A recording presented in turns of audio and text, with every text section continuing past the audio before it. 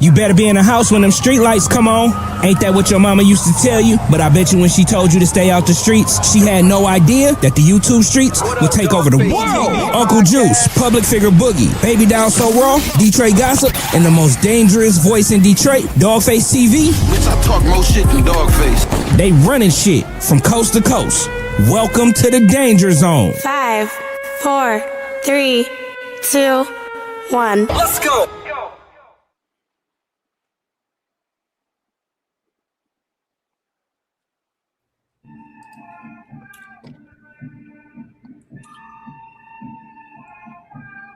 Mic check 1 2 1 2. Mic check 1 2 1 2. My name is Dawgface Calderon. This is Real Life Unfiltered. I want to say that this is the debut episode of the collective. Officially, the band. We're back together, but we have a couple of announcements to make. One as a whole, and then Henny she always got something, right? I'm Dawgface Calderon. I'm the most dangerous voice. I'm the bad guy. I'm the local bad guy. Go ahead. Introduce yourself. Introduce yourself. Tis I, the wonderful, y'all fave, ThatGirlHenny. Ding. Did you say wonderful? Yes. I am a ray of sunshine in your life. I just asked that you say wonderful because Go ahead. Go ahead. Never mind. I'm damned if I do, and I'm damned if I don't. I know you got something to say. Go ahead and say what you got to say. I don't. Hey, listen. Okay. I'm a professional. You're gonna be nice tonight. Nah, you didn't went one. You're going too far. Nah, you actually a little bit much now. In the upper right-hand quadrant, Underdogs in the building. What's the word with you, brother? Man, I'm in the building, baby. Underdawg TV, man. Hey, with these beautiful group of people here, about to get down to the bottom of it. Except for you, bro. Yeah, cause I ain't trying to be beautiful. Pause. Nah, I like being. I ain't trying to take it. Hey, we ain't trying to take the dog face off you. No, we ain't trying to take the dog face off you. Beautify me. And listen. The grand poobah of this equation, the Ohio State Buckeye fan who's wearing a St. Louis hat, which is a cardinal sin in Buckeye land. I don't know what you're doing. I'm wearing this for Cuffy. See that? Here we go. Now you finna get a phone call. You finna get a phone. Big Meech finna call you. I don't know why you just said that shit. Big Meech, Demetrius finna call you. Hey, listen, ruler reporters in the building. What's the word with you, bro? Oh man, doing my thing, trying to, get like you. Well, you don't want to be like me, brother. It's been a hard road. This shit is hard. Hey, listen, man. Welcome to Real Life Unfiltered. This is we're incorporating something. We have decided to come together and pool our resources, pool our talent, and to combine our forces to give the people nationwide a podcast, something they have never seen before. Is it a problem? The name of our podcast is going to be called Is It a Problem? That is the question, but it's also a declarative statement too. Because is it a problem? Them fighting word is, do we have a problem? Is it a problem? That means, bitch, what you want to do. Is that what that means? No. When you ask somebody, is it a problem? Them fighting words are no. Oh, them definitely fighting words. I think it is fighting words. Yeah, because is it a problem? It stings just like calling a motherfucker a bitch, don't it? Is it a problem? Even if it ain't a problem, if you ask me, is it a problem? It's gonna be a problem. It's gonna be a problem. So the name of our podcast is going to be called "Is It a Problem?" Podcast. Did they see the logo yet? They see the logo? They didn't see the logo. I posted it on the Instagram. Well, I accepted your collab. Go to our Instagram. You just be invading my space all the time. Okay, so listen, man, we need to get this out of the way first, right? People are like, wait, where can I find Henny? In the bowels of hell. I mean, on Instagram. Can you You give would it know because you right next door to me. right? Can you give your Instagram name? Because people are asking, where can we find her on Instagram? And I'm tired. I'm tired of misdirecting them on purpose. Oh, official ThatGirlHenny on Instagram, YouTube, and Twitch. I didn't tell you to say all that shit. But I did. Instagram, YouTube, Twitch, Kick, get out of here with all that shit. Oh, and Facebook. I can't stand a multi-platform streaming content creating motherfucker, man. But I didn't tell them TikTok and Kick. I just Underdog, where can they find you at, my dear sir? Man, you can find me on Instagram at Underdog TV _ podcast. You can find me on YouTube, Underdog TV podcast, and my Facebook also, Underdog TV podcast. Ruler Gang, where can people find you, brother?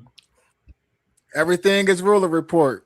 Ruler _ report. TikTok, X or Twitter, whatever you call it, Instagram, Facebook, all that. Everything is Ruler _ report. Hey, listen. see it's cool when they do it. It's a problem when I do it. Yeah. Everybody got multiple platforms, but I'm the only one that catch hell. I got you. Yeah, I'm on Kick. I'm on Kick too. Nah, that's one too many, Ruler Report. You keep on. That's one you went too far. All that shit. Hey, listen. Deontay Moore, because the Henny gang corrected me yesterday. Deontay Moore, I want to thank you for the contribution. Keep the money coming, because Papa needs brand new shoes and a sweatshirt. Deontay, I wouldn't send him nothing because he didn't even know how to say your name.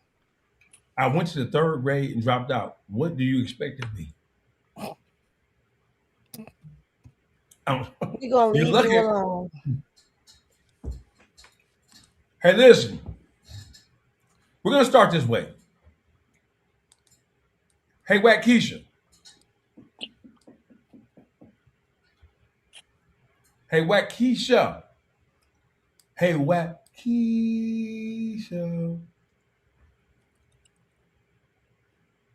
You know what this means, right? When I do this?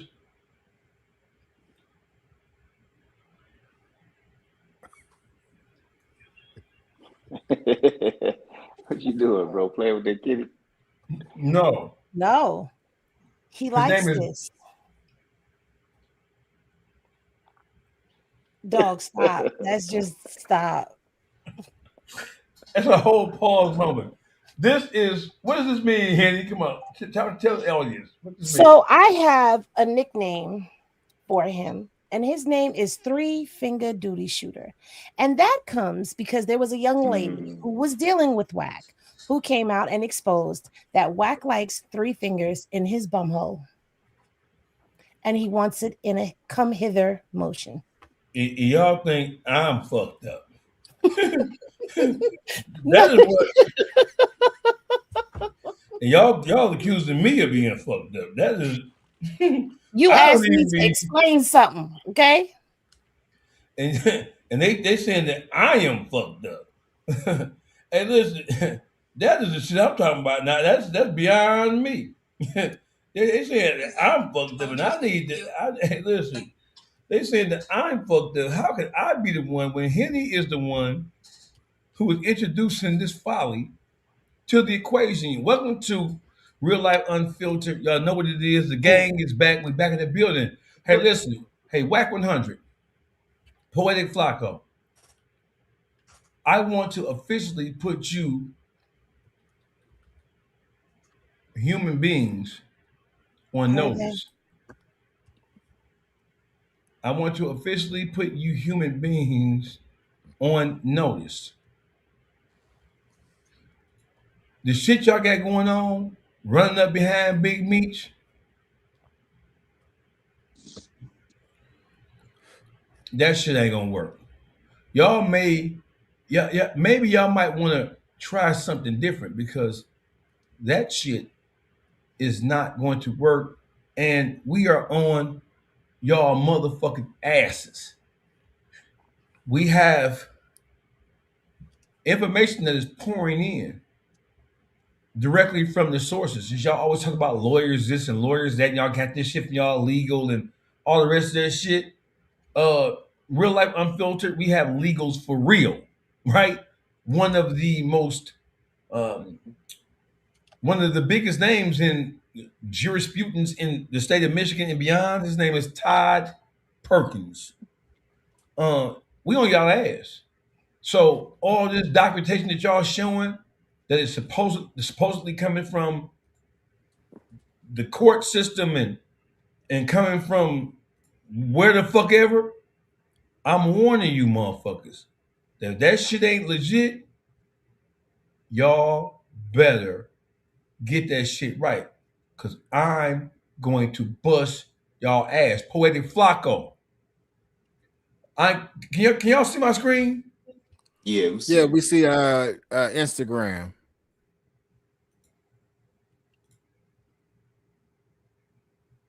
I want you to stick your fingers in my eyes.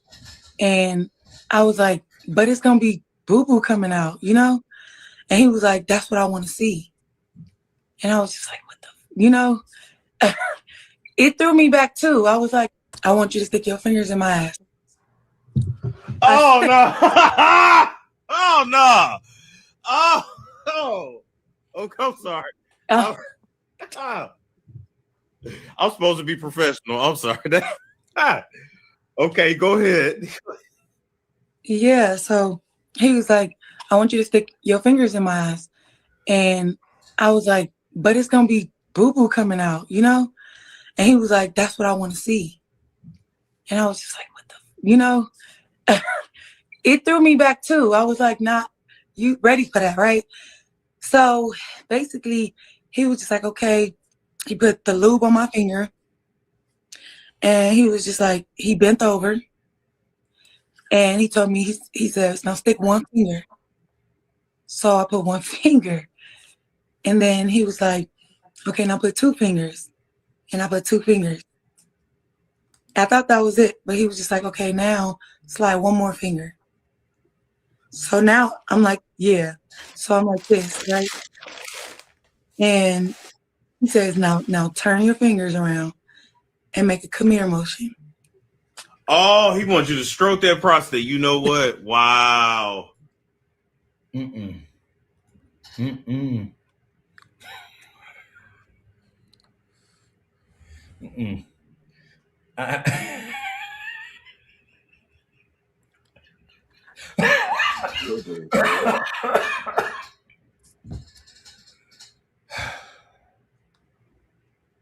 Don't ask me why, but because some of the shit that we do is so ridiculous, it doesn't even merit a response. Mama Zay Express with that Chinese food. Shout out to No. Mama Zay Express with the good Chinese food. Thank you for dropping a gem on the channel, Mama Zay. I appreciate you supporting.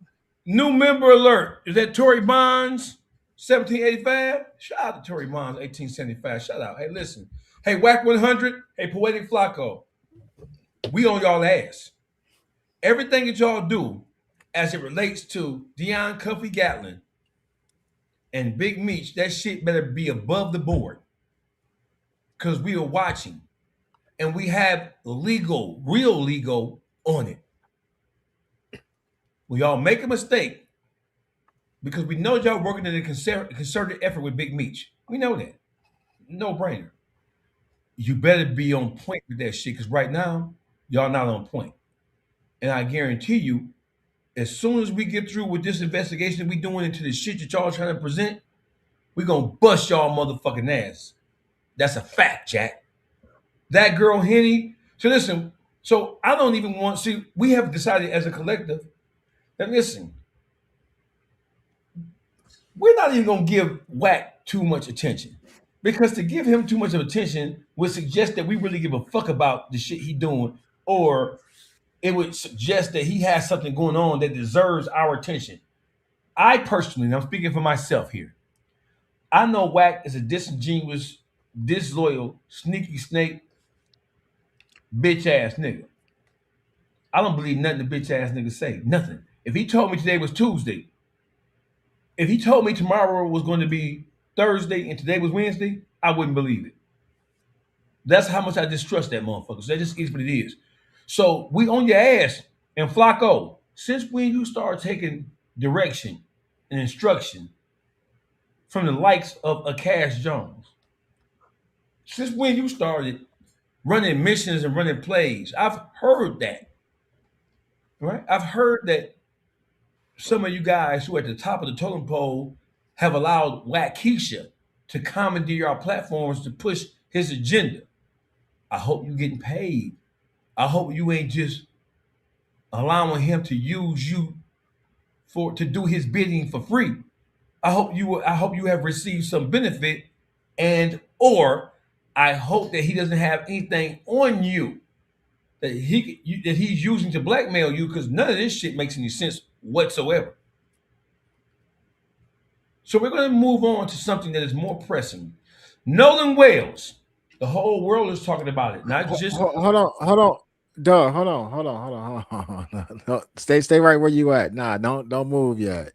Cause see, Okay. and this is why I'm saying it. I still want the people who watching to know what it is that we are questioning as looking or appearing to be fraudulent in a misrepresentation of what is being presented to the people as federal documentation by Poetic Flacco. Because at this point, Flacco also has to come clean with paperwork to prove what he said about Cuffy is true. He said that, basically, things about 50 Cent. He put 50 Cent's name in the equation, and he presented something that I feel we haven't seen. We've looked at several things or whatever, what we've been looking at. But what I want to do is I want to actually just present to the people what I believe is BS that Flacco is presenting. And then we can go ahead and move on, because I feel like he needs to be called out or called to the table at this point as well, because he actually produced this stuff. You know what I mean? He got 97,000 views on the video showing the screenshot or something. So if you want me to cue it up or something real quick, I can. Yes, sir. Yes, sir. And I got it. All right, give me 1 second. That way they know exactly what we talking Put about. my instructions to my mods and my stuff in here. Nosy. Nosy.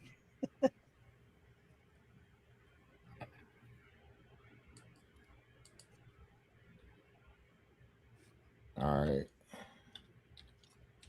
And I had it up and I think I closed it. All right. Hold on. Give me 1 second. Mama Zay, thank you for dropping the gems on the channel. And All right, so in this Mysterious video, thank you.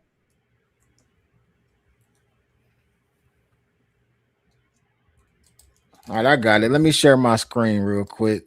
Gotcha. Share screen. All right. So the titling of this video is Big Meech just exposed the federal informant 50 Cent works with. Even the title is misleading to me as well, but because the video ends up being about Cuffy instead of being about the girl. But anyway, in this video, Porter Flacco presents these couple little screenshots we're gonna show. Now, this one says, let me go to the next one where it actually says Cuffy's name. Give me 1 second. I'm gonna skip.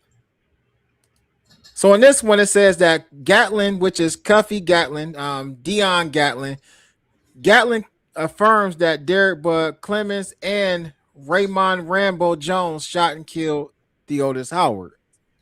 He presented that as well. I'm gonna just matter of fact, look, do you mind if I just play it and let him go ahead and do exactly what he was doing? How about it?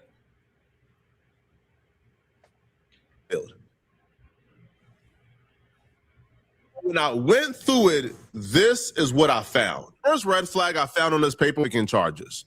Now, the first murder is of this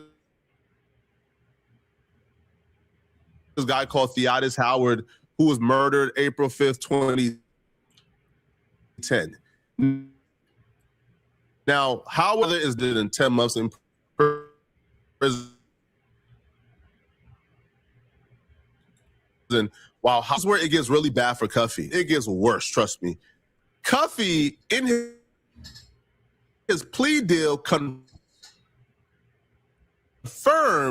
that Derek Clemens and Raymond Jones shot it. Yo, yeah, I called the hit on Howard. I got him killed. But the shooters was Derek Clemens and Raymond Jones. The 27-year sentence alone should have told you guys that something nasty was going on. Bro, you don't murder a federal informant and get 27 years, but it gets worse. That's just the first excuse Big Meech just yet. We're going to get still rat on a rat. If you rat on a rat, that don't accuse your rat. And so we're going to get to Big Meech, and we're going to figure out did Big Meech tell or not. Y'all will be surprised by the result. After everything y'all been hearing online for the last year and a half. Cuffy would admit that he ordered the murder of Terrence Morgan as a preventative measure to stop him from cooperating with federal authorities. Now, Terrence Morgan was murdered on May 2nd, 2013. Gatling ordered Terrence Morgan murder at the Terrence Morgan. So Cuffy believed that Terrence Morgan was snitching on him, so he got Terrence Morgan killed and confessed to it. Again, this is where it goes all bad for Cuffy. Cuffy would also admit that a man named Andre Rush, who was also a distributor, who also stored drugs for Cuffy and operated as a hitman for Cuffy, Cuffy would claim that he paid Andre Rush to shoot and kill Terrence Morgan. And as bad as that is, all right, that's enough right there. Let me stop sharing my screen. So what I'm saying is this. For one, you know, like I was saying, you know, to my peers behind the scenes, first and foremost, none of that we just seen those screenshots. That's not federal documentation. That's not what federal documentation looks like.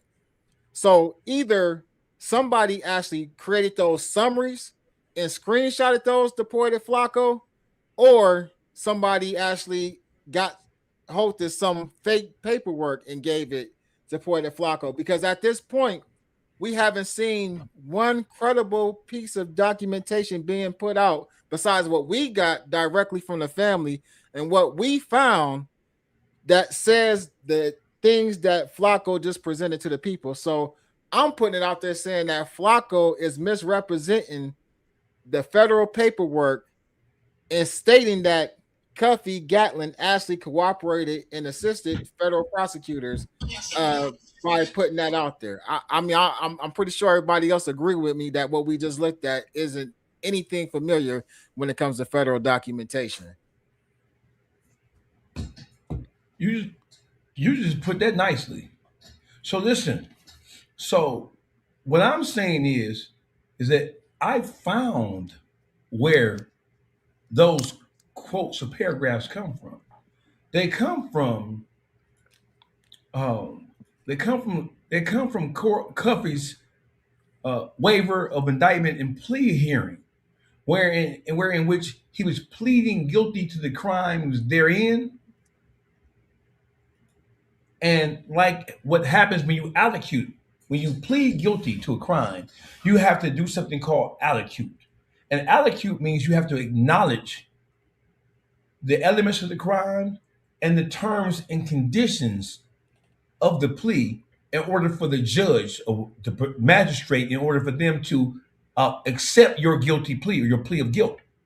Those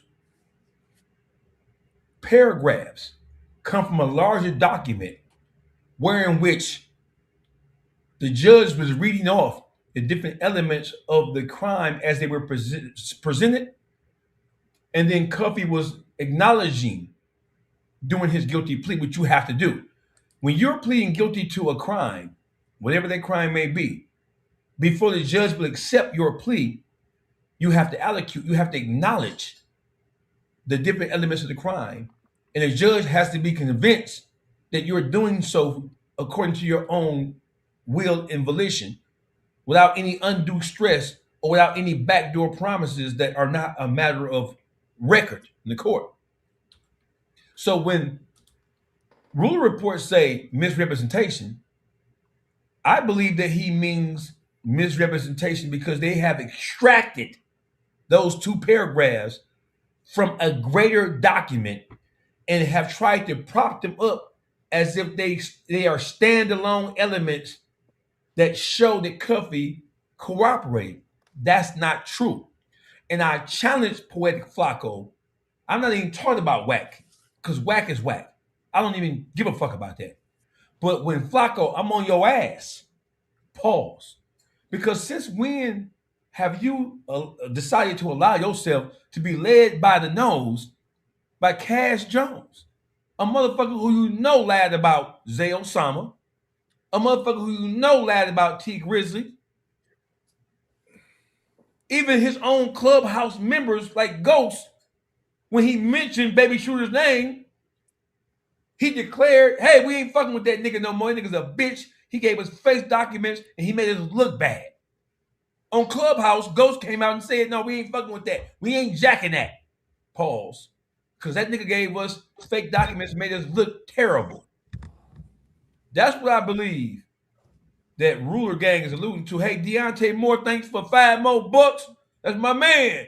So basically, what Dawgface is trying to say is that there's a bigger story than what you're getting. They just picked the salacious parts out there and then try to paint a narrative making this look like it is the official document, but it's not. And we know it. And they know it too. But Motown you know, that $4.99, that's gas money. Deontay, that $2, that 2 on pump 10. 2 on pump 10. They going at it. So just for people who don't know about the way that the federal law works and federal plea procedures and stuff, in federal law it's a such thing called a factual basis, and I got it pulled up, so I'm gonna be reading from it. But it says a factual basis is showing that a crime actually occurred and that the defendant committed it. Under federal rule of criminal procedure 11B3, a federal judge must confirm this as evidence before accepting a guilty plea. So anybody who pleads in federal court, this is just a part of the normal procedure. A lot of people used to refer to it as admitting guilt. If you go back in the day and you look at some of the things that took place with some of the mafia guys that pled guilty in federal court, a lot of times they were actually, looked at or questioned, or sometimes accused of being one thing or another, rats or whatever, for admitting that the mafia actually exists. Because, I don't know if people remember this, but for a while, the mafia was like an illusion. Nobody in the mafia ever admitted that the La Cosa Nostra existed. This has been going on forever, though. So anybody who's ever pled guilty in federal court has went through the factual basis procedure. In addition to that, on the screen, it is 18 USC 924C1A. And let me read from this. It says, it's a federal law that punishes anyone who uses, carries, possesses a firearm during and in relation to a crime of violence or a drug trafficking crime. It adds strict mandatory minimum prison sentence that must be served consecutively to the sentence for the main crime. Right? And so here are the mandatory minimum sentences for crimes as such. So this is what we're looking at right here, right? So because Flacco mentioned, and we're just gonna touch this and jump off of it, but Flacco mentioned, well, I can't believe he only got 27 years and blah, blah, blah. He got 10 years for the drugs. He got 17 years for the discharging of the firearm during the felony. The mandatory minimum sentences are not as harsh as you would believe them to be, or as people are suggesting that they are. So for the mandatory minimum sentences, let's read. It is a mandatory 5 years for basic possession, use, or carrying of a standard firearm in the commission of another felony. It is a 7-year mandatory minimum sentence if a firearm is brandished, which means shown, waved in a threatening way. It is a 10-year mandatory minimum sentence if the firearm is discharged during a crime, right? So we're gonna come back to this and we're gonna jump all on top of this. But I just want people to know and understand that there's more to this story than meets the eye. And this story, it deserves more than just a cursory once over.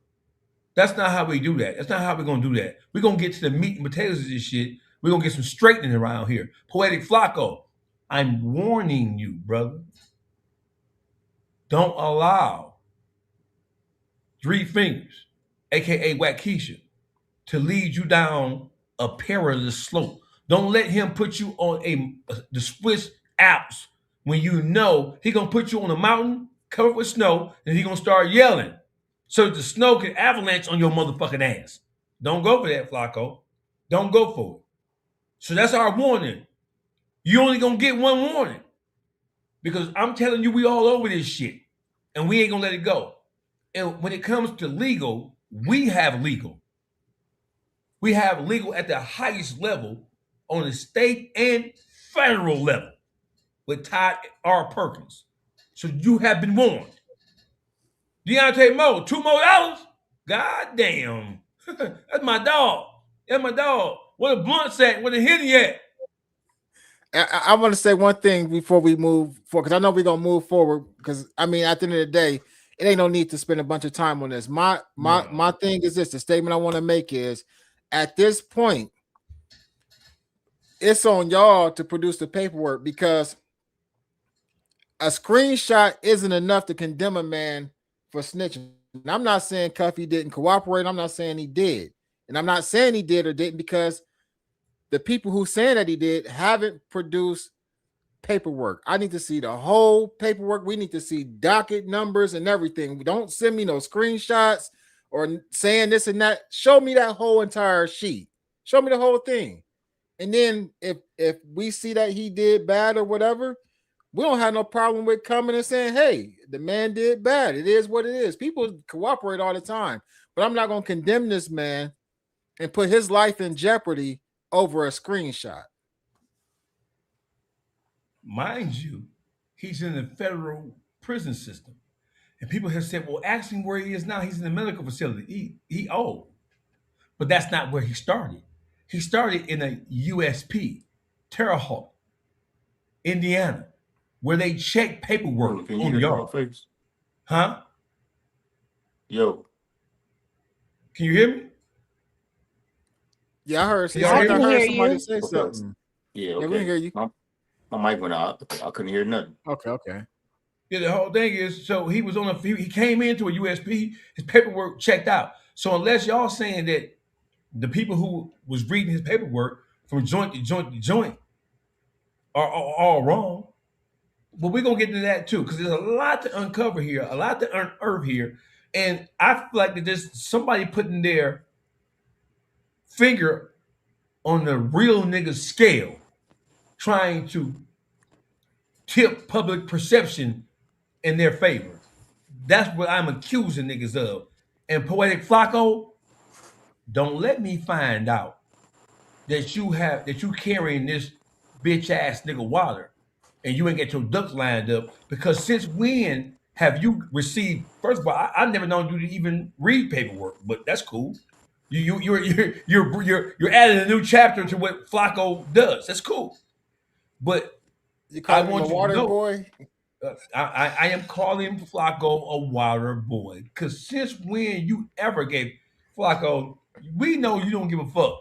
We know that if a motherfucker assaults you, you're gonna call the police. You know what I'm saying? You ain't had no problem. So it is what it is. I'm not judging you for that. It's all good.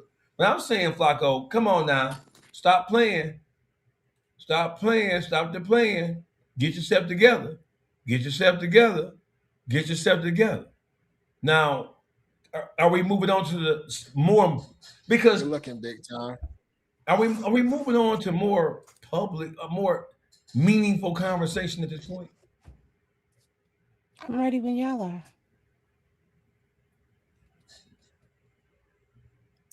I'm ready when y'all are. That girl Henny. I can't stand you. Hey, listen, Nolan Wells, there's a lot of shit going on with Nolan Wells. And it's time for us to get to the bottom of it. Henny, She's been all over this from top to bottom. She's even, goddamn, Deontay. See, Deontay know that my car take 93. he know that it takes 93. So that $2 was gonna get me out here to the and gonna cut the fuck off. That's my man. Henny, what the fuck is going on? A lot. There's been a lot that's been going on in the Nolan Wells case. Yes. There has been more interviews. There's been interviews that have been done by two of the friends that were out there on Horn Island. You had Race Batum Tatum out here interviewing them and champion for them, with them giving him surveillance footage from the home, alleged video of them towing the boat and all types of stuff. So that caused quite a bit of an uproar. You have the audio that came out that multiple people have translated to share with the public what they believe they're hearing in the background. There's been a lot of chatter about that. You have content creators that are now being hit with cease and desist orders to silence some of this chatter that's been going on, because there has been a lot of information floating around. Some of it has panned out to connect to the case. Others have not panned out to connect to the case, but it's a lot going on. And yeah, we still don't have a completed autopsy. We still don't have any answers, but Ben Crump is supposed to be giving an update on everything tomorrow. Where So is hopefully, where's the throat? we have not found out where that is. We don't know what's going on with the neck structure. Hey, Henny, I have a request, if I may. Mm-hmm. Can we start with Officer Tatum? Because what in the fuck is this bitch ass nigga doing? What the fuck this bitch ass Stephen Warren, Django Unchained, Samuel L. Jackson character playing ass nigga come from? Since when have this nigga has turned into a modern day Geraldo Rivera? Who stuck their finger in your ass? Prostate man? What the fuck is up with this Officer Tatum nigga?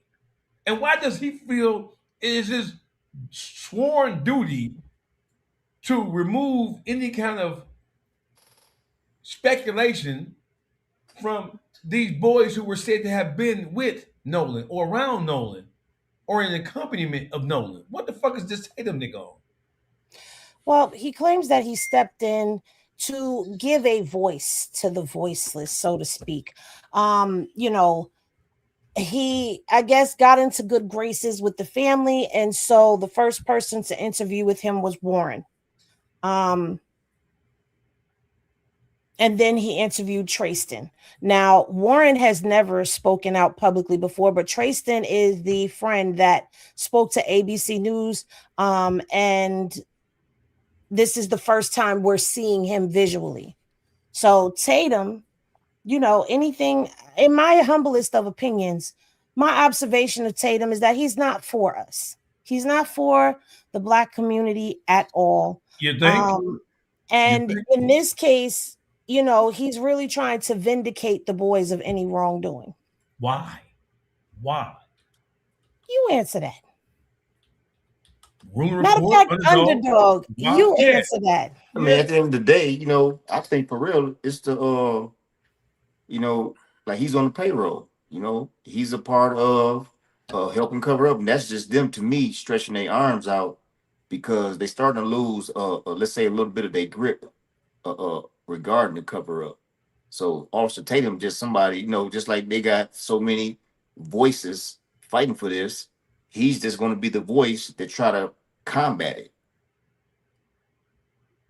That's what I think. I think he paid. He paid for it. And really, and he's so paid for it, he willing to pick up any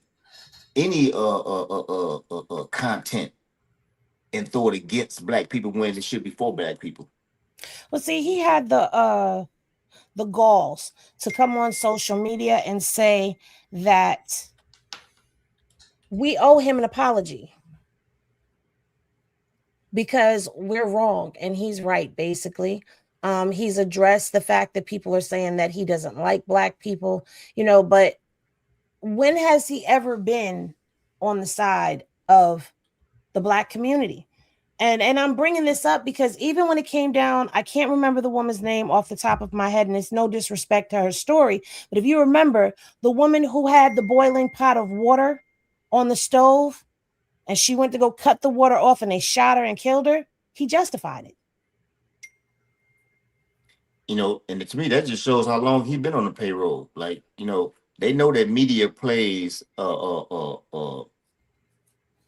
has a great impact on a lot of the decisions that can be made, in their favor.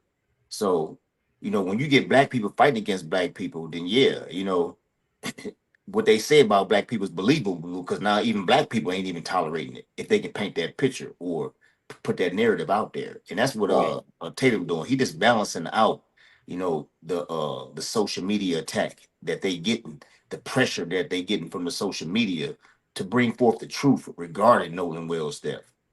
And he just one of the ones that's helping cover it up. So as we dig a shovel full of dirt to get to the truth, he is paid to put a shovel dirt back over it. And that's just the battle that we in right now, trying to get to this truth regarding Nolan Wells. So, Henny, I'm sorry. I was just gonna ask you, can you kind of give us a little update on, like, just a refresher on the audio that went viral yesterday and still been being talked about today, as far as where it came from, what's actually being said that the audio is saying, and then your opinion about that. Well, the audio, I received the audio file, and when I listened to it, I heard the hold music, but I heard like commotion behind the background of it. So I dropped the sound, but I wasn't quite clear on what I was hearing. To the best of my hearing, I heard his name said twice. I heard oh shit, oh my God, and Nolan twice. But I didn't really know what else was going on. So I posted it and it went out. And then people started trying to clear the audio up even more and get a clearer understanding of what was going on in that conversation in the background, because this was a phone call where allegedly Wyatt, who was one of Nolan's friends, when they went out, Warren told the story on Tatum that the day of the 4th of July, there was 3 boats that went out. There was the Palm Beach, the Triton, and the Tide Line. The Palm Beach and the Triton were Wyatt's boats, Wyatt's grandfather's boats, and the Tide Line belonged to their friend Bart. So Nolan rode the Tide Line out to Horn Island. On the way coming back, of course, we all know the story that the boat started taking on water. The bilge pump wasn't working. They needed to get the boat back to the mainland. And this is where they say that Nolan stayed behind. Well, Wyatt makes a phone call to Sea Tow, which is SEA Tow, and they tow boats. So he's on the phone with them, and that's where this recording comes in at, because he's on the phone with the operator to get help with the boat. And so you hear all of this commotion going on in the background of everything. And like I said, I didn't clearly hear what was going on when I first heard it.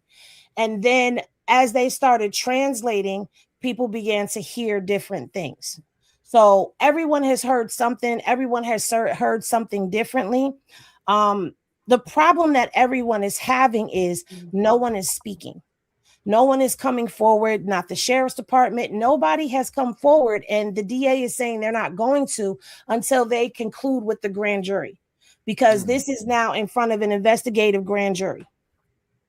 So what the fuck is the FBI director Kash Patel talking about? Well, why are we hearing rumblings that he is on the verge of labeling this an accident? Kash Patel is not directly involved in this case, but he is the head of the FBI. So that's where Kash Patel's name is coming up into this conversation. So the FBI did an interview, one of the agents, with News Nation, and it's leaning towards them ruling this an accident with the FBI. Now, they never came in and took lead of the investigation. They came in to assist the Jackson County Sheriff's Department with this case, and they were over the the digital investigation part of it, and they were also there because of the death threats that have been received. So, so what boat was Nolan on? Nolan was on the Triton. So he wasn't, and Warren says he was on the Tide Line, and if I'm not mistaken, he said Wyatt was driving the Palm Beach. So I'm not sure who was driving the boats. Now, when the boats came back, the Palm Beach left the island first with 3 people in it. We don't know who was driving. We don't know who the other 2 passengers were, but that person took Wyatt's boat back to the mainland. We don't know what happened with that boat. We don't have the GPS to that boat. What we do have is the GPS to the Triton, and that's where everybody got that timeline from, where they left at this time, arrived at this time, and it came from the computer system of the Triton because the Marine Resources did an investigation. They're called MDMR, and they went to the home. They went and they put a flash drive, like a gigabyte drive, into the boat's computer, and that's how they were able to extract the GPS coordinates from that boat. But question. Nolan, as we know, wasn't on the Triton coming back. I have a question.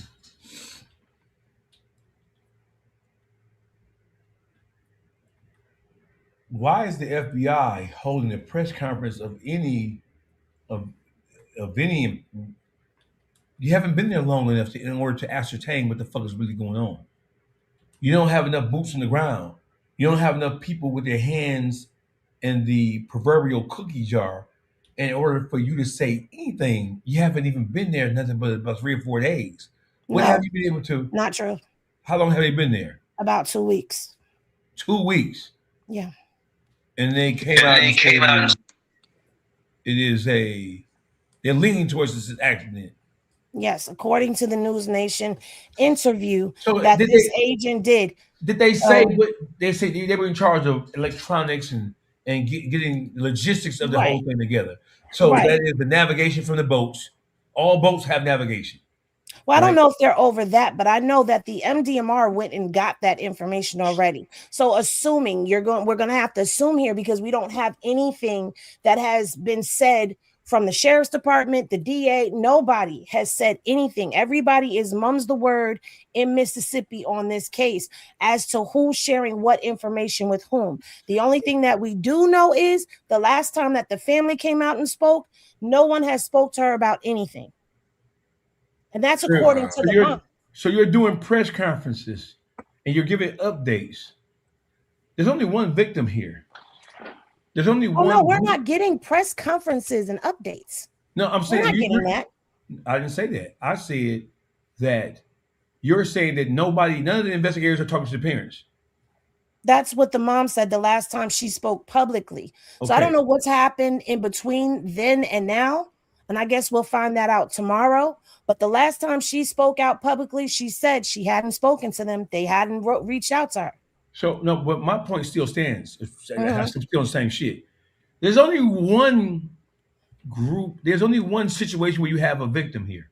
Right. There's only one group of people who are victims in this situation, if we can call them victims. There's only one person, one group of people who have been, in my mind, truly negatively affected by this, and that's the parents and family and real friends.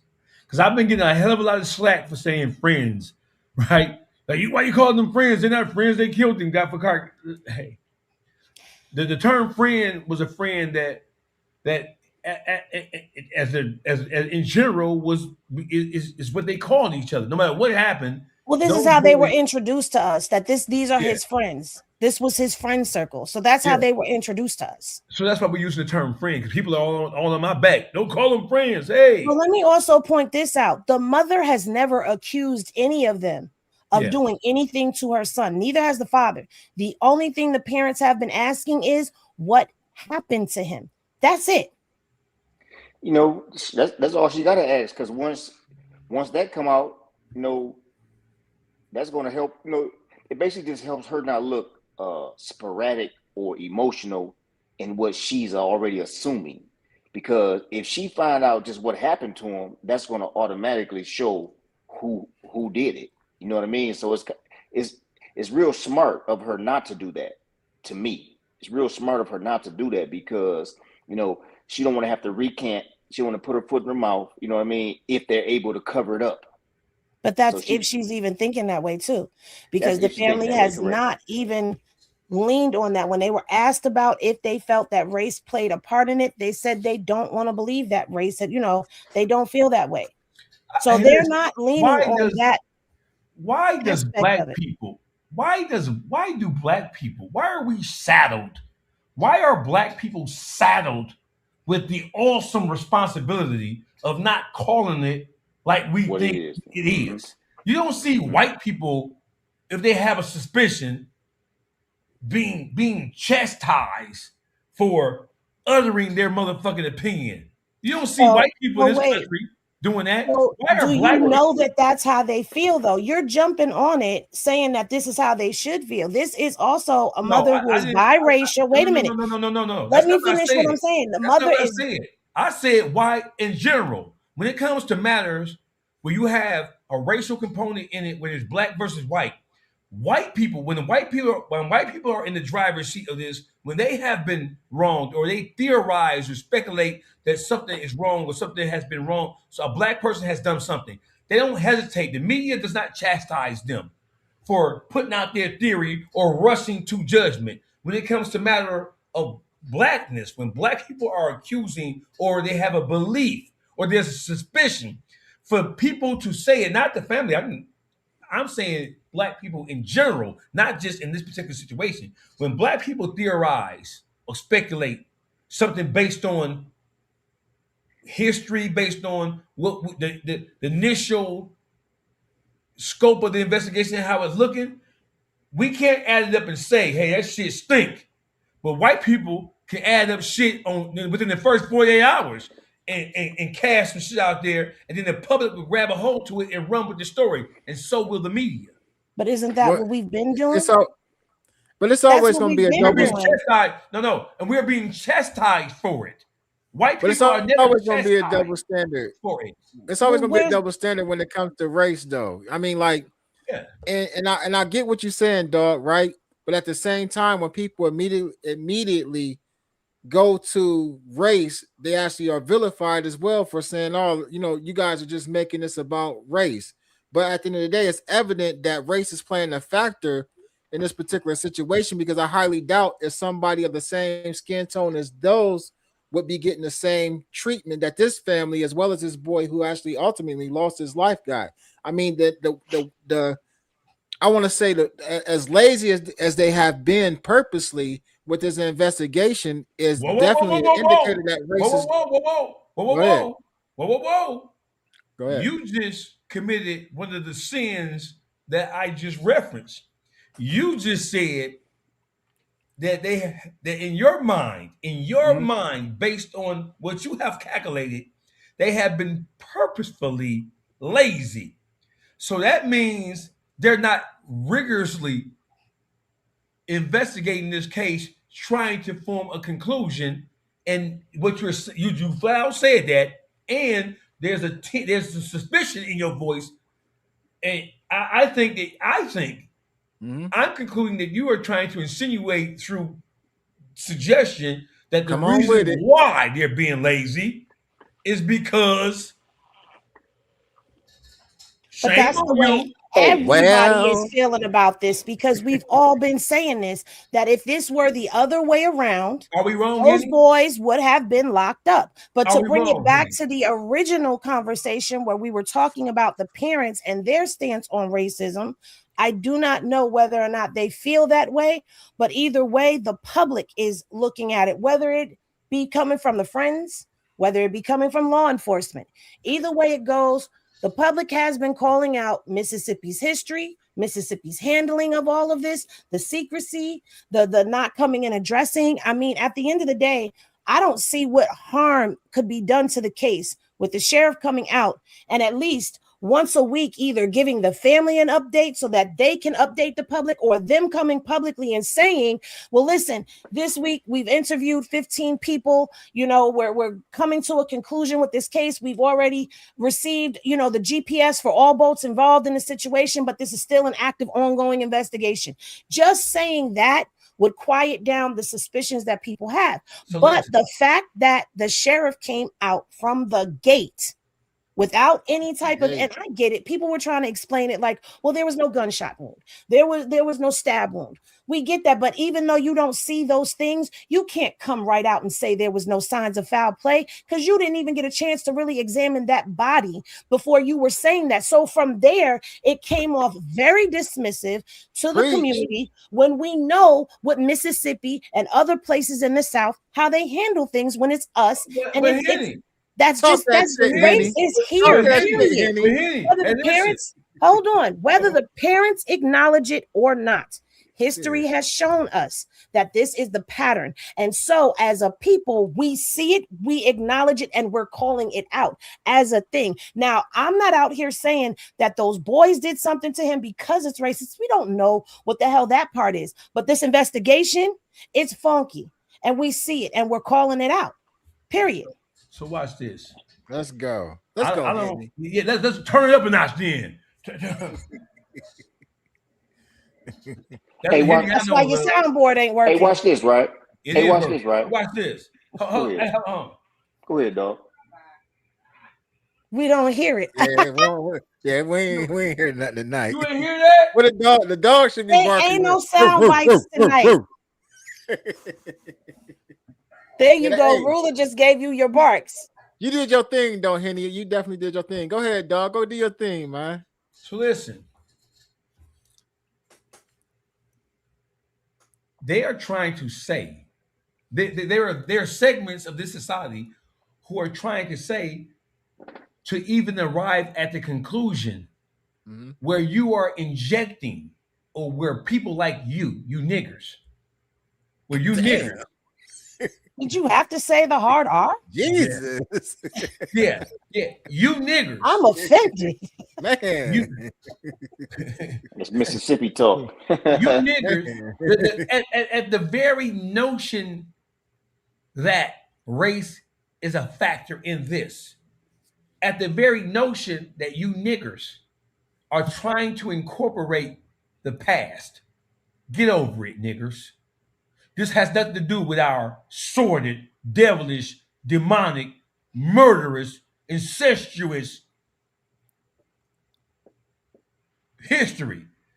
Look at the facts as they are and don't factor in history. If you black in this country and you find yourself in a company of some white boys from Mississippi, and something happened, if my son was Nolan Wales, right? I don't give a fuck what kind of job I got. I could be a lawyer, I could be a scientist, I could be a dentist. If I'm in Mississippi and my son out with 4, 5 crack, a boatload of crackers, a box of fucking crackers on the boat, and my son come up dead, my first thought process is, them hunkies did it, one, and I should have taught him and showed him and trained him and put him hip so that maybe he could have prevented this from happening to himself. I'm questioning myself as a parent.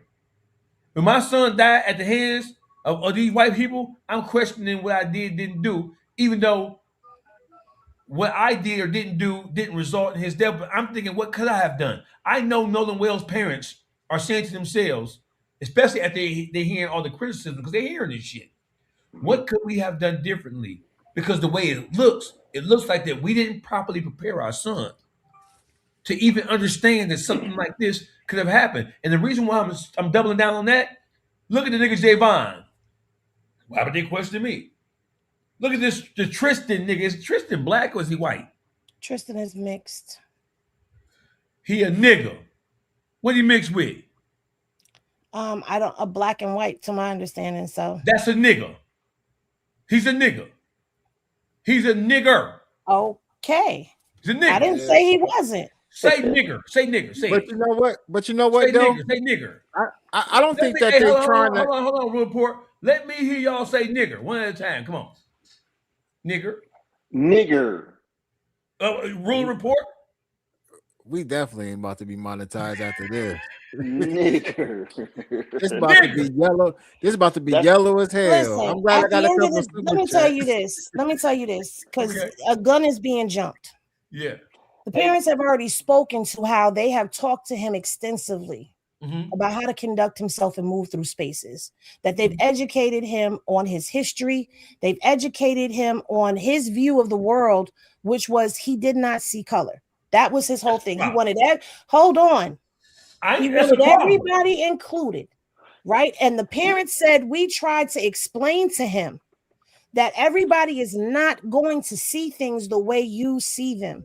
So now, what do you do when you have taught your child these things? You put these things in them, but they still choose to see the world as they choose to see the world. You just said that they raised him to believe that, to not see color. No, I did not.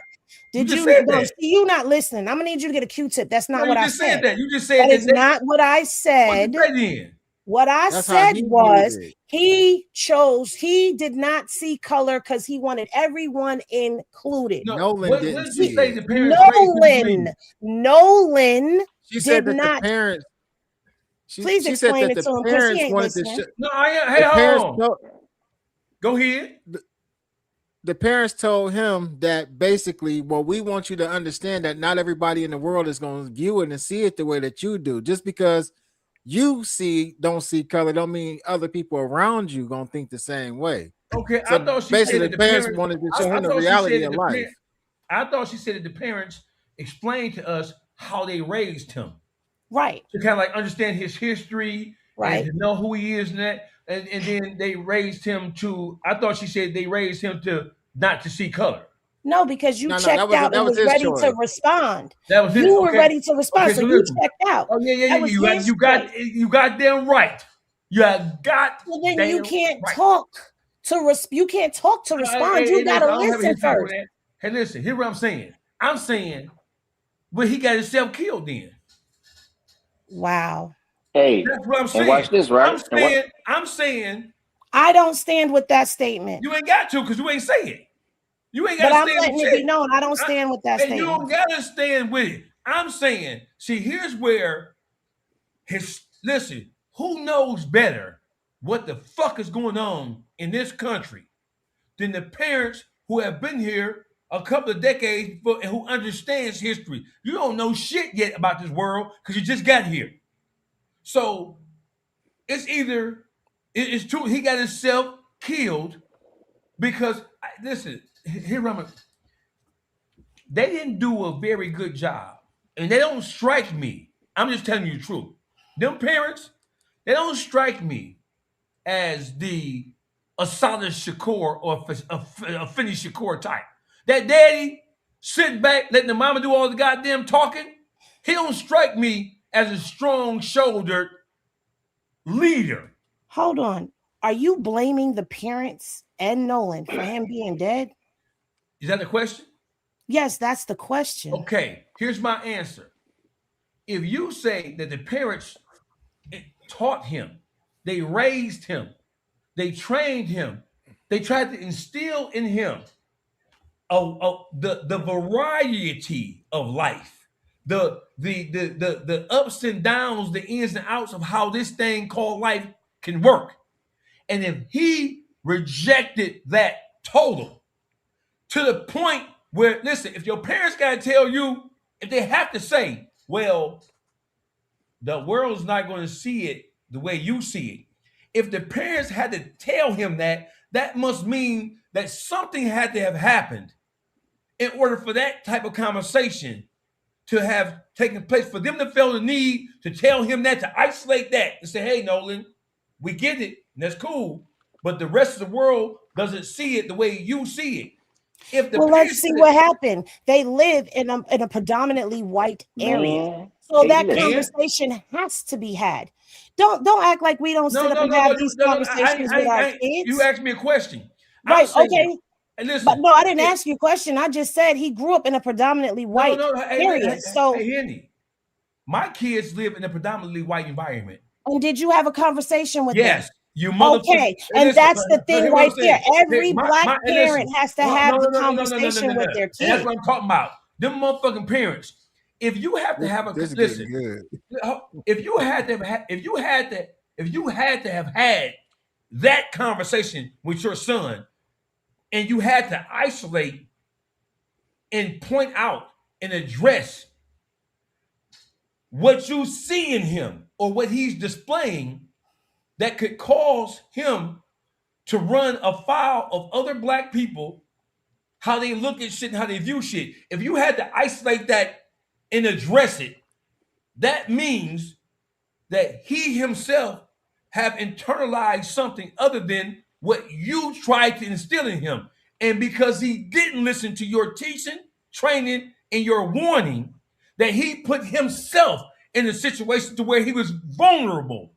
Because he could have, if you got to do all that, that means he was ignoring the signs. He was ignoring the signs because in his mind, he had convinced himself. But how do you know beyond the shadow of a doubt that something happened? Do you know Nolan's background? Do you know that you know his background? Hold on. No, because you've been talking and you hold on. You said what you said. Tatum said he using cocaine. And there's no proof of that either. So what you talking? And listen, here's what we know. You don't know that boy's past neither. You don't know nothing about that boy. That boy comes from a multicultural family. You just said that the parents came out and they articulated how they raised him. You gonna be the only one to talk tonight? No, hell no. You don't know. You don't know. No, you're not gonna know because I'm asking you a question and you're not listening. And listen, you asked me a question and I'm answering it. You don't like my answer. That's on you. No, you didn't even answer it. I asked you, do you know his background? And you brought up Officer Taylor. You asked me, hey, listen, this is a simple process of elimination. Say no motherfucking Freudian shit going on here. You asked me a question, and your question was, how do I know? And the answer is in what you said.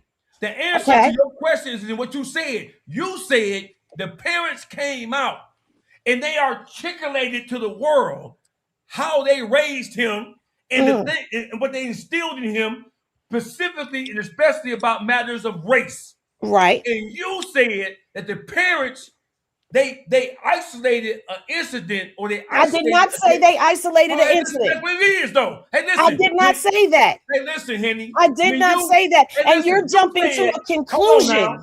Hold on. You said you're jumping to a conclusion. Wait a minute. You said that the parents said they told him that, hey, Nolan, the way you flowing with that, or the way you gravitating towards that, that is not the way the majority of the world views this. Views what? It had to be about race. It ain't about no goddamn donuts. Because Nolan wanted everybody included. And telling a child that does not mean that that something had to have happened. I had that conversation with my kids when we moved to where we are now. No.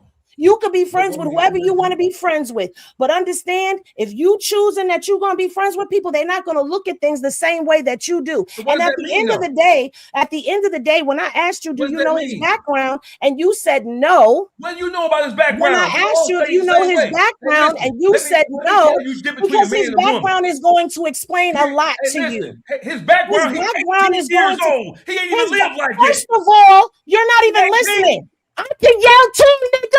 Hey, what we doing? 18, he ain't lived no life. What we doing? But listen, no, we get it. Hey, listen, he has not lived long enough. Okay, if you stop talking, because you've been talking long enough. I'm asking your question. You've been talking long enough. But you've been talking long enough. You've been talking, but you keep talking. You don't listen. All right, so Henny, so what I'm trying to say to you is, what I'm trying to dictate what my answer is to your question. First of all, you don't get to tell me I can't finish my sentence. You asked me a question. Yes, but what I'm saying, you answered it. You don't know it. You don't know it. Listen, and that's the difference between. That's the difference. Listen, you're a woman. I'm a man. And what does a woman have to do with anything? In matters of raising kids, women and men. That has nothing to do with this. Yes, You answered my question and you're not letting me talk. Hey, listen. The boy comes from a multicultural background. We got a one mic it though, y'all. Hold on. We got a one mic it. Hold on, bro. We got a one mic. He wants to do all the talking, and he don't want to listen. And then you don't like what the fuck my answer is. You answered it. You said no. You don't know his background, and I'm trying to explain it to you. But you're bringing that up as if you are an expert in his background. First of all, I know that his mother is part Asian and black. I know that. I know that he had an Asian. First of all, he has an Asian grandmother. First of all, that plays a part in how he looks at the world. She black in Mississippi, nigga. It plays a part in how he looks at the world. If you one drop of black blood, you got Asian cousins and white cousins and black cousins, you're not gonna see the world. Drop blood, man. You know what? Have a good night, dog. Have a good night, dog. Have a good night. Okay, good. I don't give a fuck. Here's the whole thing. On with the conversation. Let me help you out here. I can't even hear you, dog. Black blood makes you black. I'll be right back, bro. Let me close out and come back. Huh? One drop of black blood makes you black. Period. Simple as that. And when you're talking about how people view shit and look at shit, hey, listen, let me help you out here. What happened is that if they had to have a conversation with him about how he viewed life, despite the fact of what they tried to instill in him, what does that tell you about why they had to do that? This simple mathematics. For one, it's the area that they live in, but I ain't saying that nothing happened because something could have happened to the parents that made them, you know what I mean? Like, hey, I didn't have that experience back in the day. This what happened to me because they from down south, I believe, originally anyway. So them knowing the world, they explain to their son, like, hey, listen, everybody ain't gonna see the world the way we view it. Hey, listen. Hey, watch this. Hey, hold on, bro. Go ahead. No. She said that the parents communicated to the public how they raised him, right, and the values they instilled in him, and the game they gave him. And she said that the parents had to talk to him about his concept and his perspective in terms of wanting to be all inclusive into certain things. Why did those black parents, all that Asian shit? Man, what are you talking about? Asian this and Asian that. That ain't how that go. You black.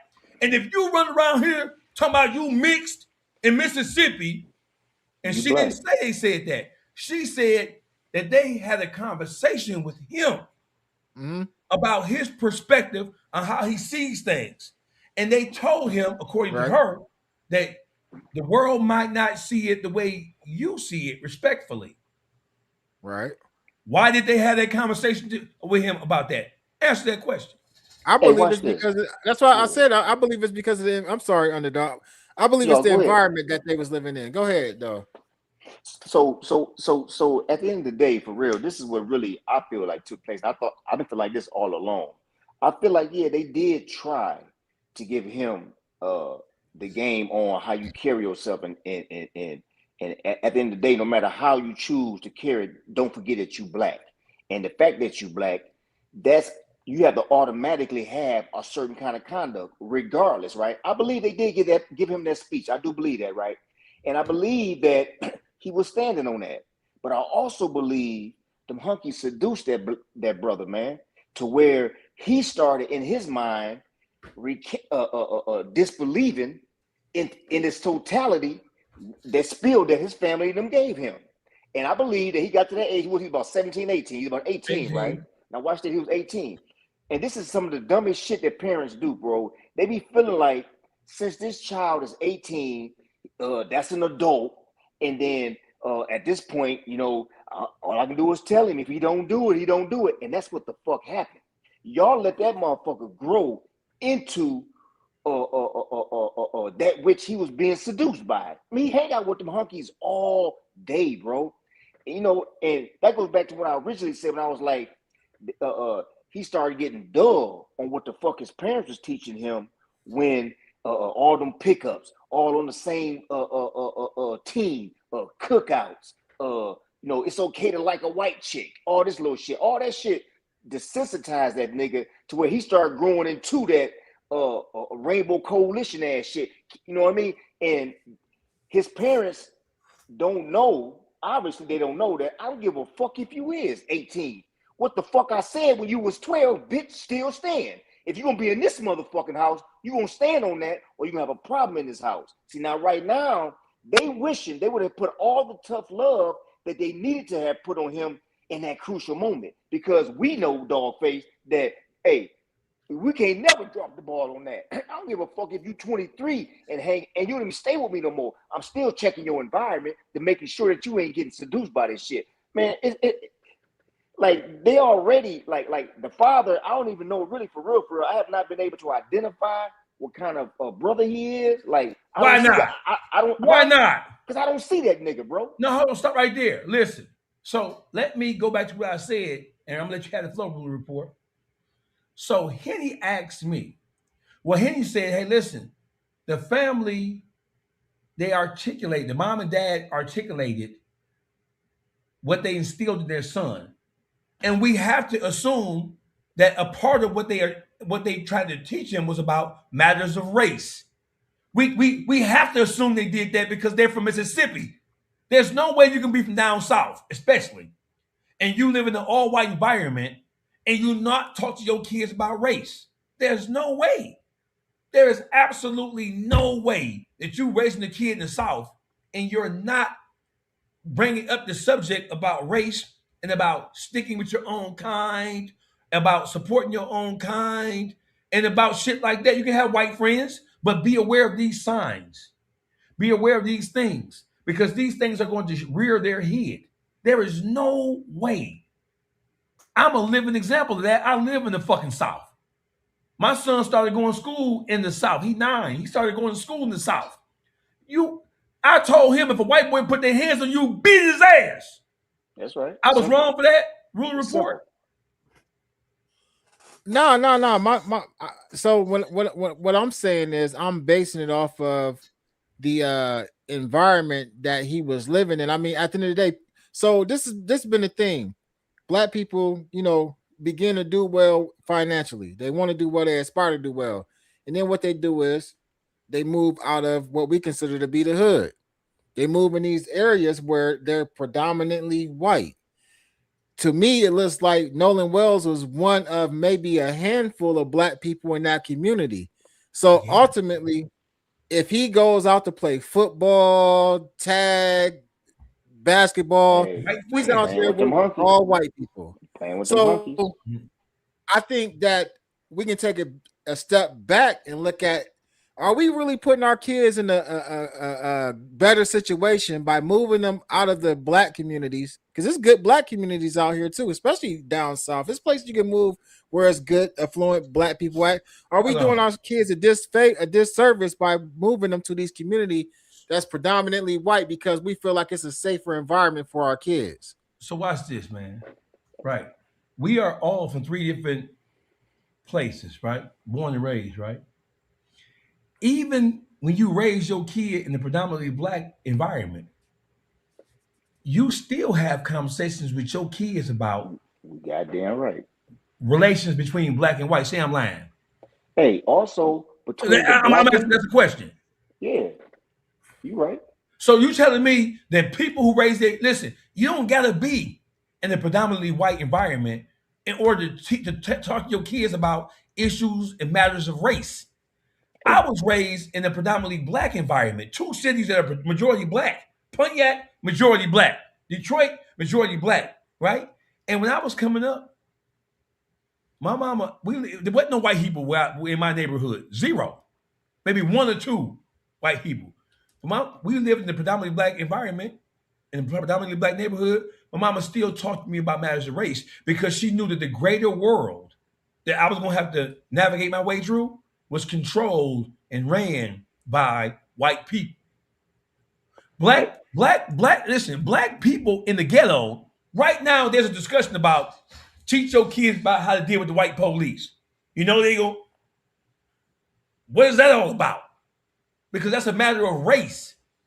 Now we have bad black police officers too, but in the ghetto, black parents talk to their black kids about what to do if they encounter a racist white person, how to avoid getting shot. But she said that the parents talked to him about that, though. Hey, listen, Hey, watch. hold on, bro. The parents talked to him about, they talked to him, they raised him, they groomed him about matters of race. She didn't say matters of race. She said the parents came out. Why did the parents have to come out and say anything about how they raised their son? Why? I'm trying to. Why did that matter though? Why it matters? Like I have that conversation with my son too, and we don't live in an all white city. And I still have a conversation with him about because he got white. He got white friends too, and I'd be like, hey, listen, it's cool, but understand that you still a black man though. Why you gotta say that? Why? Because that's the way that the world is. Okay, stop right there. That we live in. Hold on, you know what I mean? You from up north, like I'm from up north. Yeah. So we don't see concentrated racism like you would see below the Mason-Dixon line. Right? It's racist as fucking Ohio, bro. Oh, hey, bro, the Ku Klux Klan started in Underdawg that lived in Ohio. You know what I mean? He know, like the Ku Klux Klan then marched in Columbus. That's the state capital. But it's racist. No, hey, listen. It's out here. You live in a predominantly black environment. You was raised in one, and so is your kids, right? But even though we all from predominantly black environments, but our parents still talk to us about matters of race, because outside of our neighborhoods, outside of our blocks that we grew up in, our parents knew, because they lived life longer than us. Our parents knew that we were going to have to run into these things, and they wanted to try to prepare us as best as they possibly could for what was going to happen when we did run into a situation where race could play a factor, because they believe that by teaching you that, they could possibly save your motherfucking life. But that's why black parents have conversations with their black kids about white people. Are you thinking the parents made a mistake though? Are you saying that they did something wrong in talking to him? No. So just so we're on the same page, Henny said that the parents came out, right, and they talked about how they raised their son. Uh-huh. And then she also said that the parents had a conversation with Nolan about what he chose to gravitate towards, and how he chose to live his life, and what he chose to believe. He chose to believe what he believed based on his lived experiences growing up around white people, and they're not so bad. But his parents, when they pointed out, they talked to him about matters of race. They talked to him about matters of race because they knew they have an infinite amount of wisdom more than he did, because they've lived this shit. And on top of that, they from fucking Mississippi. So I want to make sure that I clarify something. I said the father. I ain't the only one thinking about why this father ain't stepping up. This father, I'm telling you the harsh reality. Why that father ain't leading the motherfucking press conference? Why the mama gotta do it? You so emotional, nigga. You so emotional that the woman gotta do the talking for you. That's the opposite. What the fuck going on? You so emotional. You sitting there. You ain't. What is you angry, nigga? If you angry, come out and say you angry, motherfucker. What's all this hiding emotions and shit? Who is benefiting from that? Y'all handling what appears to be the fucking murder of y'all son like y'all ain't mad and upset about it. Oh, don't show no emotion. What the fuck is you talking about? Not you. I get what you're saying. I'll get you saying, dog. But at the same time, everybody ain't gonna handle it like we would. I didn't say they should. Because he not only is he, because you got think about what the dad is dealing with, bro. Not only is he dealing with the loss of his son, right? Stop making excuses for these niggas. I'm not making an excuse. This is real. This is real life. And listen, why we have barely heard this nigga say one word. So you're telling me he's so choked up with emotion that he's not able to be the leader that he's supposed to be, because we would think the mama would be choked up with emotion because she's a woman, and women draw up on emotions more than men. Men draw up on logic and reason. Like that. It don't always happen like that. It don't always happen like that. How? No, it don't. Especially, Crazy as hell. especially in the black community, it don't always happen like that. Oh, well, what I'm saying is this. I got 2 or 3 points. One, I said that Nolan Wells. So his parents told him about the facts of life. His parents talked to him about the birds and bees, and they talked about him to talk with him about the matters of race. And they explained, and they said that he basically rejected that teaching, and he developed his own interpretation, his own understanding, because of his, and that understanding came from him playing basketball, playing football, going to school, having white girlfriends, and you have no choice because you live in a minority white community. So when you grow up in the majority white community, you lose sight and you drop your guard down because in your mind we're all just pals, we're all just bros. But that's not what's being taught in them motherfucking households of them white boys. And that's why the 18 parents, years of being around these people too. He was born and raised here. He didn't move there. The parents moved there. He was born I there. get that. So he's been around these people for 18 years. He probably did think these was his friends. Okay, listen. So my question to you is, why did the parents have to have a conversation with him about he don't believe there's no difference between black and white? Because they've seen something outside of Ocean Springs. They understand the reality of the dynamics in race. So of course they're gonna have a conversation with him. That's for me, that's not an awkward thing for them to have that conversation with him. Like, hey, listen, I think we need to tell Nolan, like, explain to him how things really is in the world. We understand, and then you know what? Who knows the actual incident or what took place that made them want to have that conversation with him. It could have been about him dating white women. It could have been, who knows? But here's my point, though, respectfully. My point is this. Walk with me. Black parents who raise their children in all black communities where there is no significant presence of, or no racial diversity. There's no significant white presence. Black parents still talk to their black kids about race, not because they live in a melting pot in their immediate environment, but because they know that one day those children, black boys and black girls, are going to get big and they're going to walk into a greater world. And in that greater world, they're going to be exposed to white people. So then why wouldn't his parents have a conversation with him then? I'm understanding what you're saying in one breath, but it's like you keep asking why did the parents have the conversation? You just said why the parents had the conversation. But listen, bro, I don't know what the fuck going on here tonight, but let me tell you this. As a black parent, when you raise your kids, and I'm gonna say it again, when you raise your kids in an all black environment, one of the conversations you have with them about, even you talk about the dangers of being in an all black environment, you talk about girls, you talk about don't let that bitch, especially if you got some, but it happens at a lesser degree because they're not faced with white shit all day. But you still have a conversation with your kids about matters of race. If you don't, it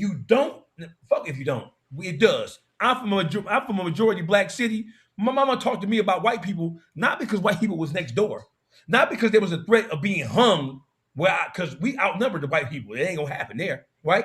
They talked to me because they understood that's a part of the rearing process. As your child gets grown and starts to move away from you and out into the world, they're going to encounter white people, and some white people might not like you.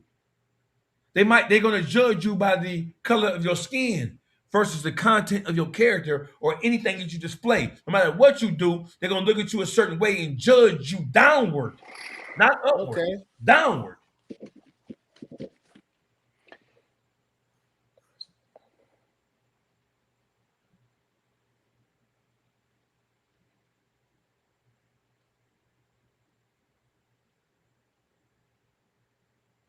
Did y'all niggas pause? Nah. Hey, so listen though, right? Bro, I think like I agree with what you're saying, but I'm saying from what Henny described, I can't say because I haven't been covering it, but from what Henny described, everything you just said is what it sounds to me like is what the mother said that they was doing with him. They had a conversation with him. Like, was there something wrong with that? No, because I'm trying to get. No. You must be misinterpreting what I'm saying. Yeah, I am. That's what I'm saying. I didn't say it was something wrong with that. Okay. She said they raised him in a particular way, right? Uh-huh. Well, if they raised him in a particular way, and based on how he was acting and how he was moving, they had to have another conversation with him about how he was moving and how he was digesting and living. If they had to have had that conversation with him, why? They had that conversation with him. Hey, listen. So what you're saying is something possibly was going on prior to leading up to what happened to him on the 4th of July. He was displaying, if they had to have that conversation with him, just because we taught you one way. We taught you one way. We instructed you one way. And we're seeing you doing something different. Something else. Okay. All right. And so here we go. Yeah, that's what I said. That's what I said. Okay. Did I not say that? No, we have to have. We can't get stuck at the one spot. Listen, if you are my father and you raised me, you say, "Hey, son, we live in a predominantly white environment. There is racism. Sometimes you can see it, sometimes you can't. Here are some things you need to look out for and be aware of. If you encounter them, come see me, come talk to me, and we can deal with it. I'm your parent. I will help safeguard and shepherd you along your growing, because you're still a kid. 18 ain't grown. Okay. 18 is a kid." So let me ask you this question. Henny said they had to have another conversation with him about him saying, "I don't see no color. I don't see no difference." And I know where he got that from.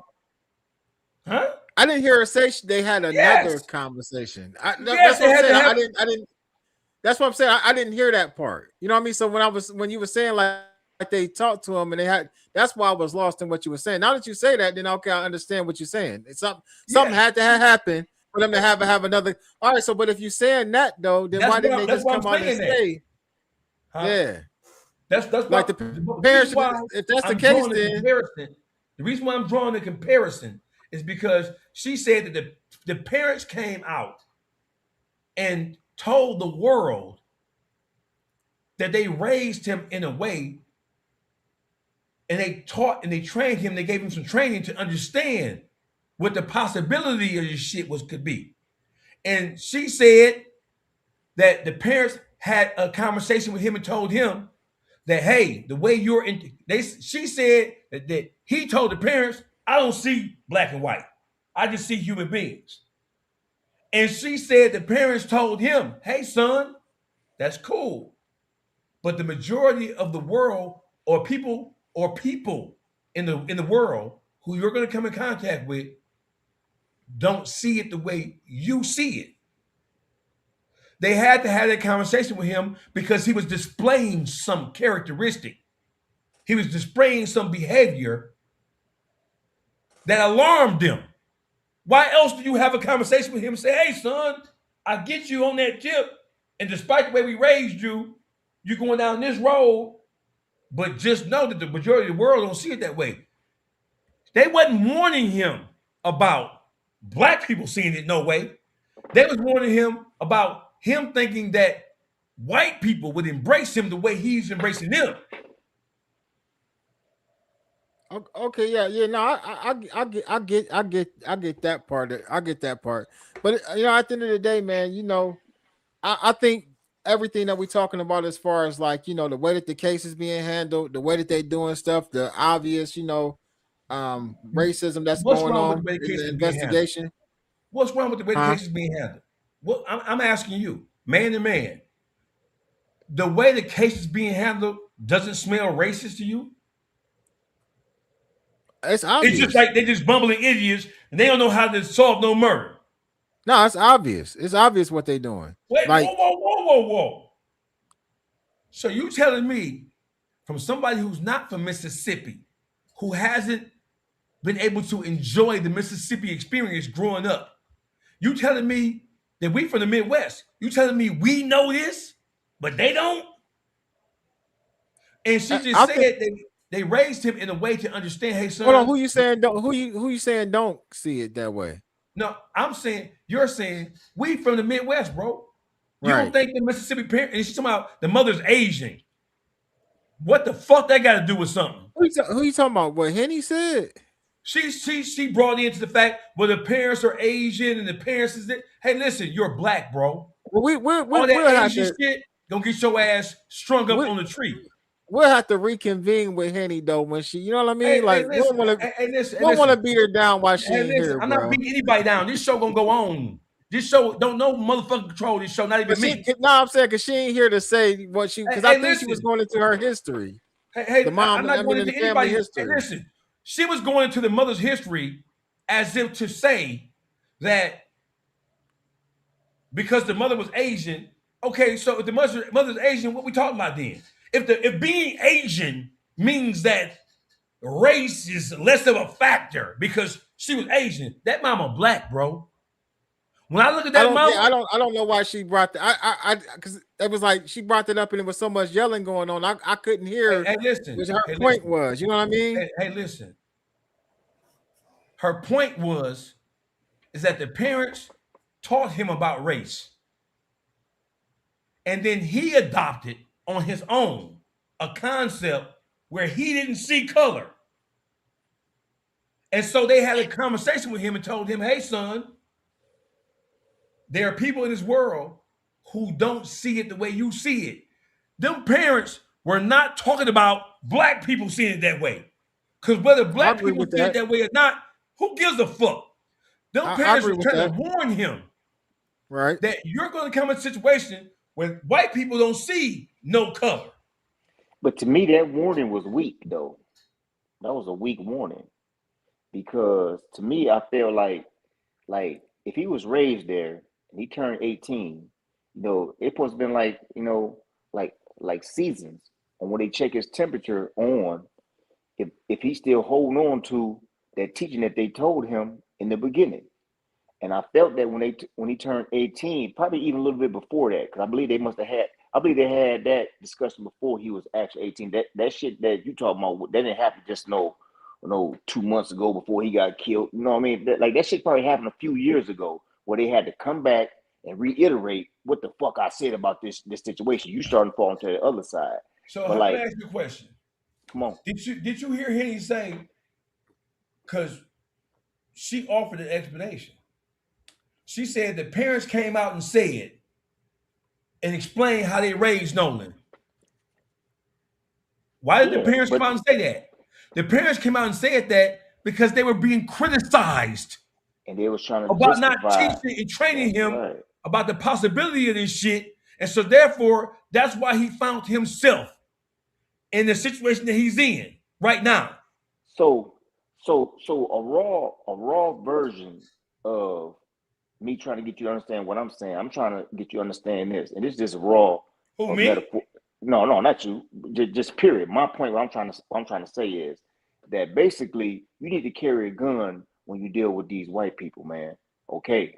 But Nolan started leaving the house without that gun. And they like, well, hey, I seen that gun on the dresser. Why you ain't got it with you? Metaphorically speaking. Metaphorically speaking. Up here. That's right. Why are you leaving that house without this gun that we taught you, right? So that's what made them have to have another conversation. Listen, the reason why we said when you with them hungry, you gotta have this gun because they'll fucking kill you, right? And I'm still metaphorically speaking, but I'm just trying to come from a different angle, right? And I believe it got to the point to where they said, okay, if you leave without this gun, this is what might happen. When they should have been like, if you ain't leaving with that gun, then you ain't leaving this motherfucking house. That's the part where I felt like they dropped the ball at. They started putting too much in his hands. They should have been like, listen. Watch this. This gentleman said, Still Daryl says, you don't go nowhere where you feel you need a gun. I'm metaphorically speaking. I dropped his dumb ass. No, come on, bro. Okay, come on. Okay. Up top is this. In matters of race in this country, especially in the South, there's always a racial component because we know that the rawness of racism and the bluntness of racism can rear its head. And so when you grew up in the South, Southern parents teach their kids about race. They do. I'm one of them. Southern parents, I don't give a fuck where you live. It could be in the hood or you could be in influence. Parents who don't even, okay, listen. So your mama and daddy, whoever raised you, ain't never had a conversation with you about white people and you grew up in a predominantly black environment. Never?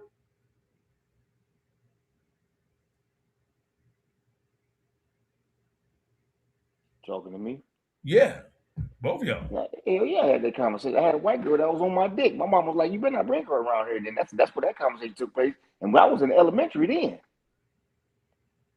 that's when I got the spiel from what they've been through and what they went through with white people. But like, as far as that brother saying about the gun, I'm not talking about a gun literally, brother. I'm talking about his mind is his gun. Okay. And what his mama instilled in his mind was his gun, and it was the bullets. This is how you defend. That's what you do with a gun. You defend. So this is how you defend yourself when you're in these kind of environments. And I felt that mentally he stopped using that tool, aka that gun that I mentioned, brother. Not literally. Hell no, we don't want to go around no gun if we don't got to. And no, we ain't raising our kids to walk around with no gun. That's just basically feed them to the penitentiary. So metaphorically means that I'm using this as an example to make this point, just like Jesus did when he started speaking about all the various grounds that the seeds was dropped on. You got to stay with me, bro. So let me ask you a question. I'm talking the Ruler Report here. You never had a conversation with your son about race? Ever? I mean, talking about race in my household is something that go on all the time. Even like with me, though, as far as with, well, hold on, let me hold on. Even as far as with me as a child, I don't never remember a specific time my mom or dad or my grandmother, because I spent a lot of time around my grandma too, ever just set me down just to talk to me about race. It was something that was brought up during conversations and me listening to my parents, even just having conversation with themselves about the opposite race. So I grew up knowing that things was fucked up between blacks and whites. Hell, it was all over the TV. Like, I didn't have to have a conversation. I think at this particular point, you know what I mean? He was 18 years old. At some point, I would expect any of us to have a conversation like, hey, or don't be going, or how them white people or this and that. Like, shit that black people say to their kids though. And I think most black people, I can't think of nobody black that I know that wouldn't have a conversation with their kids. You know what I mean? At some point, one point or another. My question it's just the way of the world. It's just the way of the world. My question to you, dear brother, is this. Why do black people have to have a conversation in 2020? So I have two questions. One, are those type of conversations necessary right now? Or is race not a factor in this country?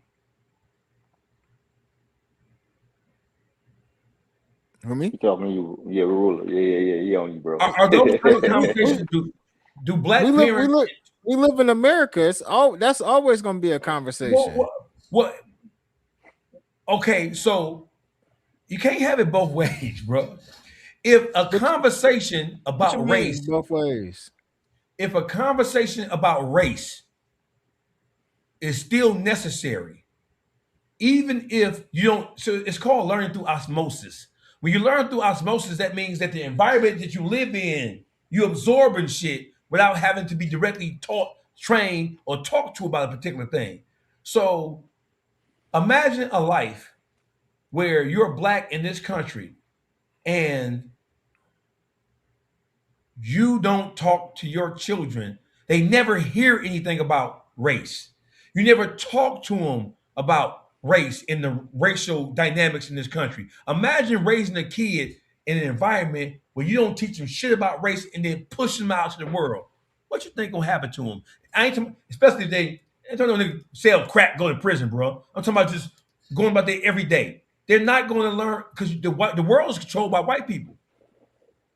Economics is controlled by white people. The job market is controlled by white people. The workforce, the workplace, right? The colleges are controlled by white people. So if you don't give your kids some education about the dynamics, I ain't saying fuck white people. No, none of that. I'm just saying you have to have a conversation about, hey, listen, this is how you recognize this is racism. Just how you recognize it. Here is 1, 2, 3, 4, 5 things that may indicate that that person you're dealing with, you might want to stay away from them. So what I'm saying is this: if Nolan, hey, listen, bro, she said that Nolan's parents came out and said they talked about how they raised him and the values they instilled in him, and she said that they said they had to have a conversation with Nolan about his viewpoints because his viewpoints was I don't see color. He don't see color despite the fact they told him that color is a factor and could be a factor and maybe will be a factor. So if they had to have a conversation with him, why? The conclusion is only because they saw how he was moving, not seeing black and white, and they said, wait, that might be dangerous, brother. Son, I get it. You grew up around white people and you looking at we all the same. That Michael Jackson shit ain't no. How many stars who have adopted that ain't no difference between black and white. And then when the white man got in their ass,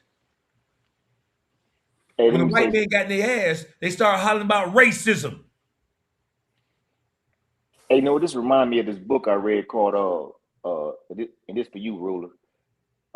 I read this book called Behold a Pale Horse, right? He read it.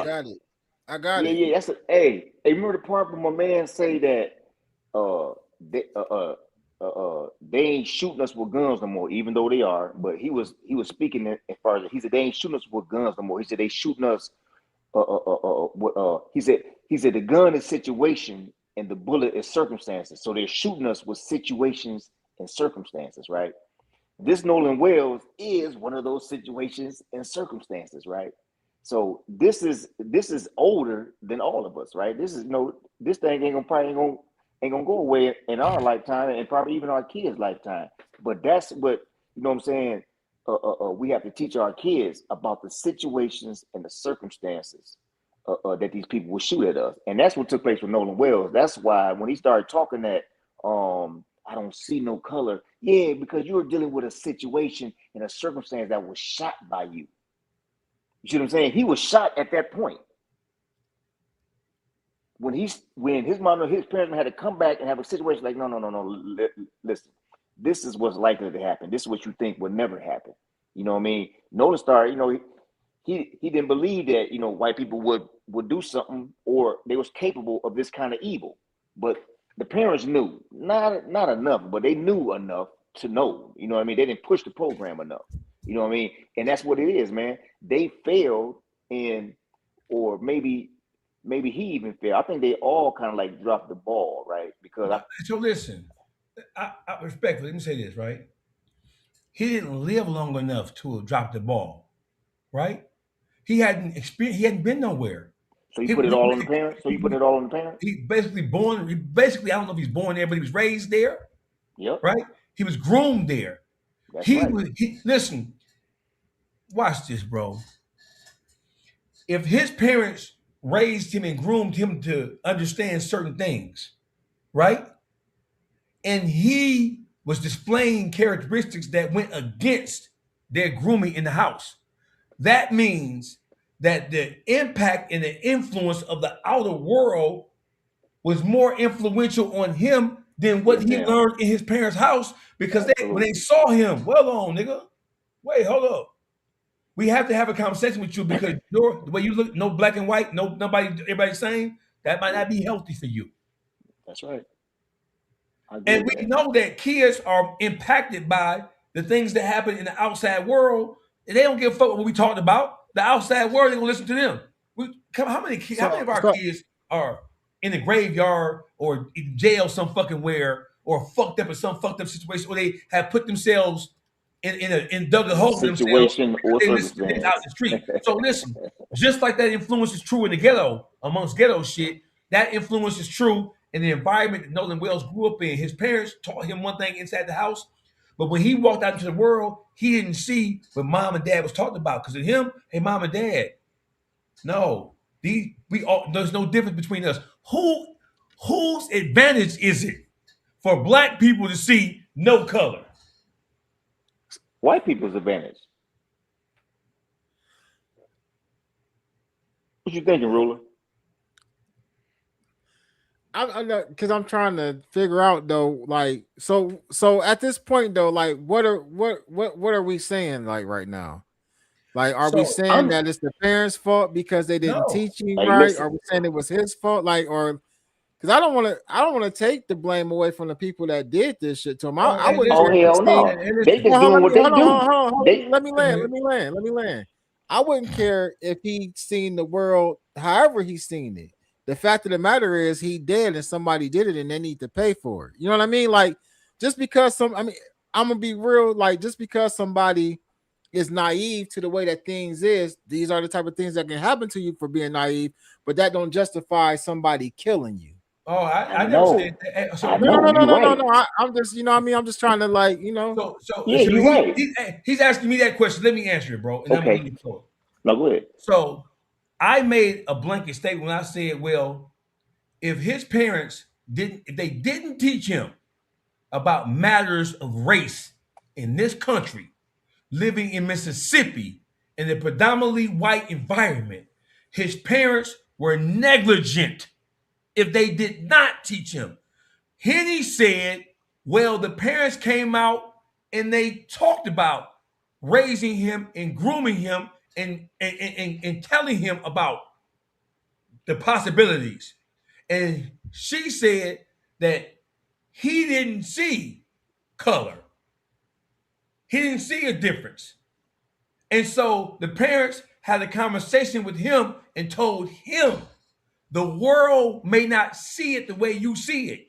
When the parents were telling him the world may not see the way you see it, they parents wasn't talking about how black people interpret it. Them parents was talking about that white people might not accept the way you look at it, and you might want to be careful. And the question is, am I saying it's the parents' fault? No. But just like all other things, if you did not raise your kid in this country and talk to them about race, even if you live in a predominantly black environment, you're doing your kids a disservice. Okay. That's one. Number two, we're going to raise the stake. You move your kids to an all-white environment, and I'm listening to you. You say, well, bro, there are some black environments. There are some environments that are well off. Maryland. We know that in Prince George County, Maryland is one of the richest counties of the black people in America, right? So we should be able to move where we want to move. We should be able to live and sup, and sup means have supper, as you know, from the biblical term. We should be able to go where we want to go, but that's not the case in America, and it would never be the case. And we have to be forever watchful. We have to be forever watchful of the things that we do, and we have to teach our children and train our children that the possibility is possible. Even if it never happens, you still have to teach them, because to not teach them and something happens to them, you're going to blame yourself for not giving them proper instruction. You're going to always wonder, what could you have done? What could you have said? What should you have said? What should you have done? And so if the question is, if Nolan Wells was taught to be aware of certain things and he rejected that teaching, then he put himself in a perilous situation to where he couldn't understand. Now I understand why Javon went on TMZ and they said, the police ain't talked to you? And he looked incredulous, like, no. Why would the police want to talk to me?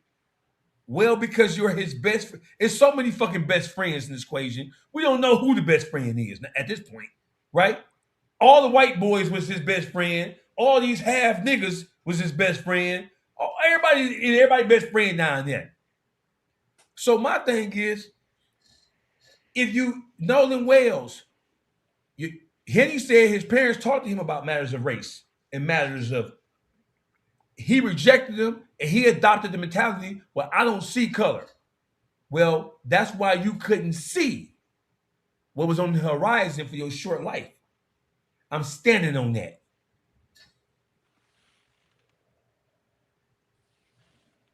That's why you couldn't see it. And you know what? Oh, that ain't how it go, Dawgface. When your kids get in trouble, after you told them don't do that, when Big Mama told you and Big Daddy and Papa told you that nigga stay away from Leroy. Leroy is trouble. Stay away from Sally Sue. Sally Sue is, when you find yourself locked up fucking with Leroy, Robert Earl, James, Mike, blah, blah, blah, and you get locked up, you can't blame that on the lack of parental guidance or proper guardianship. You can only blame it on yourself. Bro, we all wish that we have a chance to recover from mistakes that we make. Like getting locked up, for example. We all wish we don't go life for no life bit. You ain't got a chance to recover from that shit because you do through. But in the same sense as that, if you don't listen to your parents' instruction and you find yourself in a situation to where you have to suffer a consequence, then you in trouble. And you can't blame nobody. Well, that ain't the way the world supposed to be. That's the way it is, though. If that's not the way it is, why the fuck we talking about race? Why we talking about Mississippi? When we say Mississippi is a bad word to black people. Mississippi, when you say Mississippi, we don't think nothing good. We automatically think racism. And my overall point is that white people act like that we can't equate race or we can't include history in our assessment of what the fuck is going on right now. If you rob us from history, if all black people in this country don't know nothing about slavery, nothing about Jim Crow, nothing about Emmett Till, Martin Luther King, Malcolm X, Black Panther Party, none of that shit, then what do you have?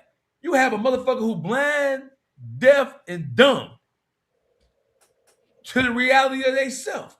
And you're going to be food for people who seek to destroy you or manipulate you or use you.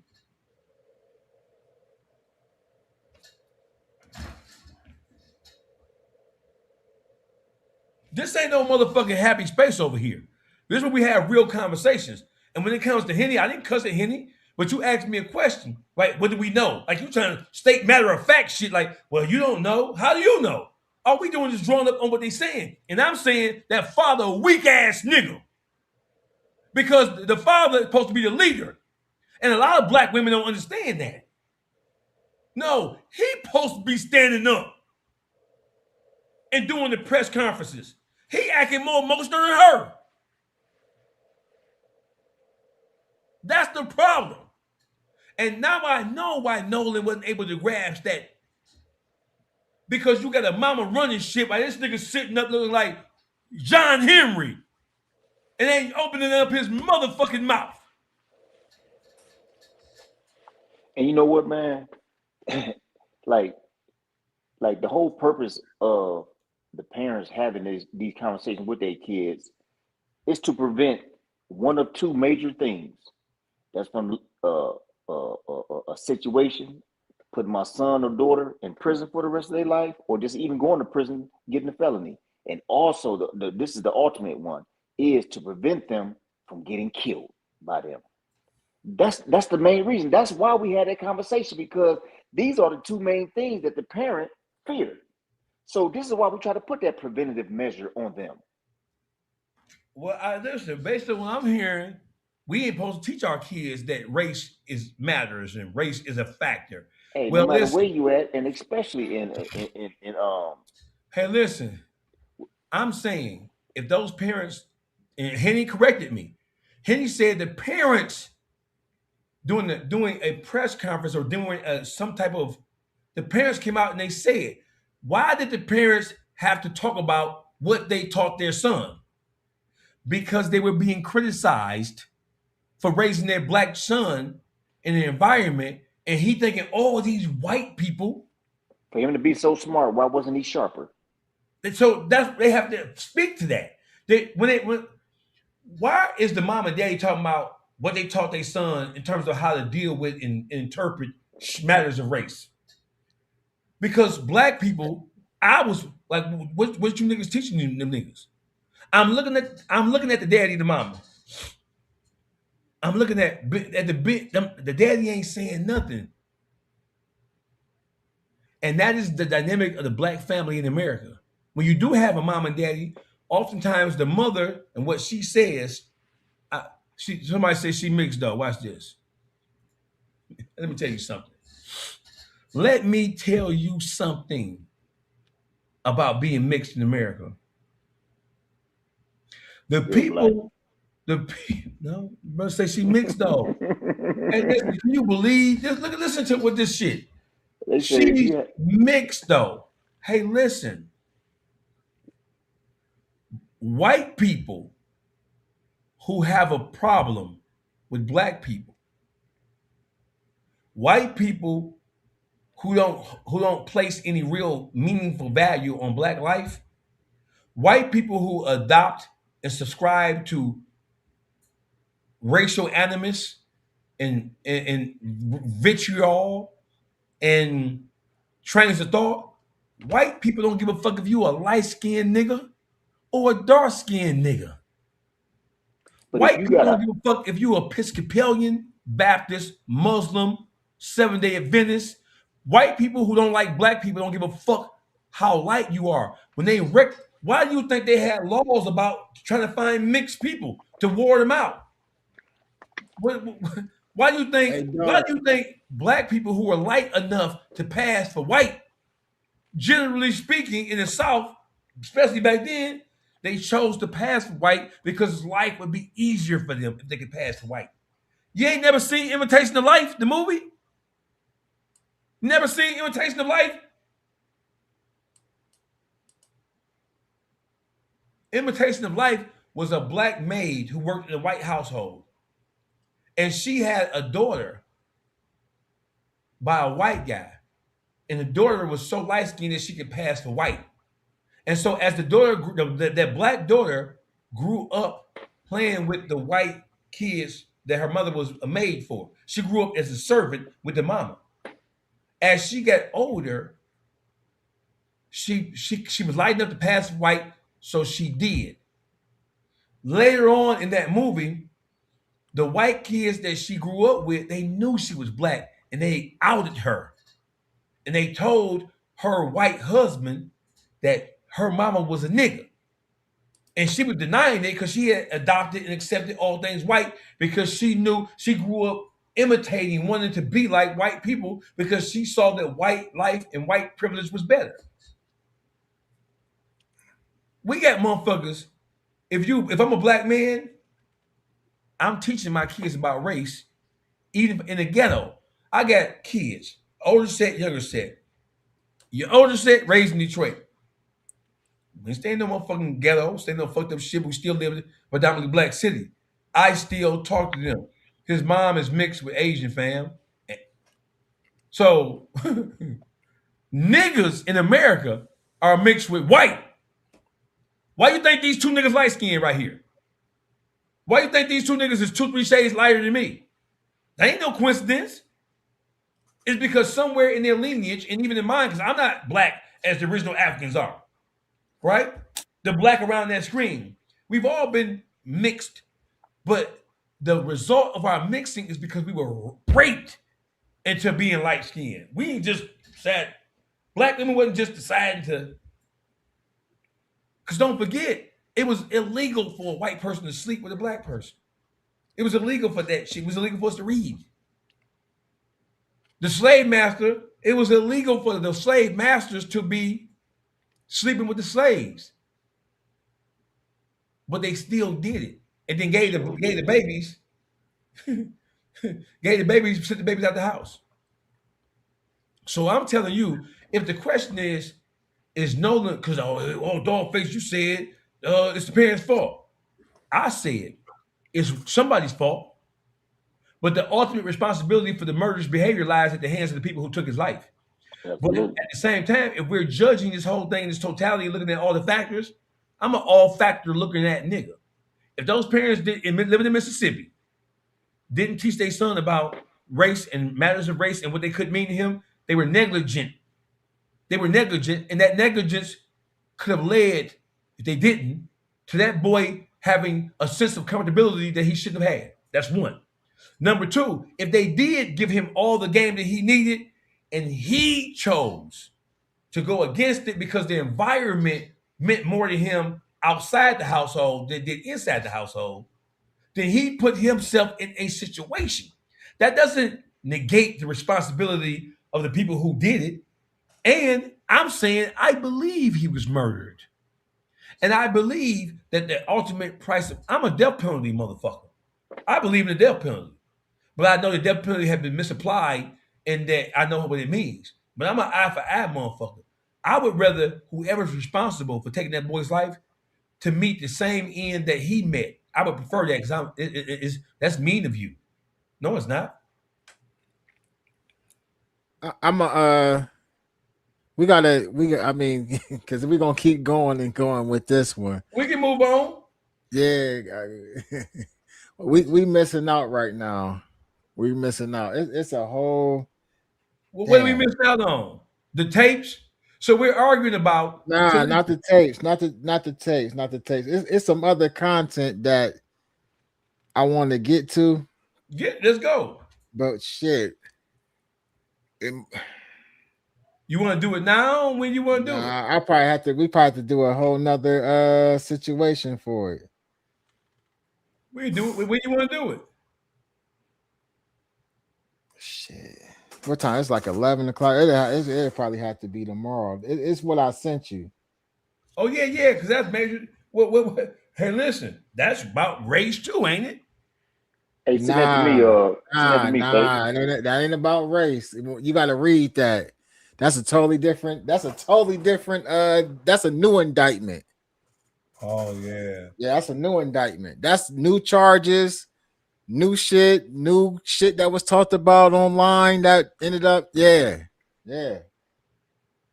Oh, you want to go over it now or you want to wait? Because we can switch speeds. We're going to chop it up anyway. Because the live will come down and chop it up anyway. We can wait because I need to be able to, because when I was sharing my screen earlier, it started lagging for some reason when I do it with StreamYard. Yeah, I seen that. What happened is that I was sharing too. So that's what complicated it because I was screen sharing too. So I opened up another window for you, and they were competing against each other, which caused the lag. Oh yeah. It was spinning. It was spinning. Yes. But yeah, we did. I mean, it was a eventful show. I hope my girl are cool.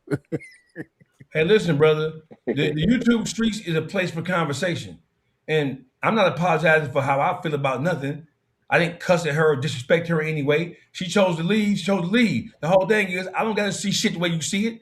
And I'm saying what I said. I'm saying they didn't teach that boy growing up in Mississippi. But say it again. If you raise a child in Mississippi or anywhere in this country, and the climate that we're living in with the crazy ass president that we have, and all of the flames of racial discord and discontent that's going on in this country right now, from the Carmelo Anthony situation to the Rick Charles situation, you would be a fool.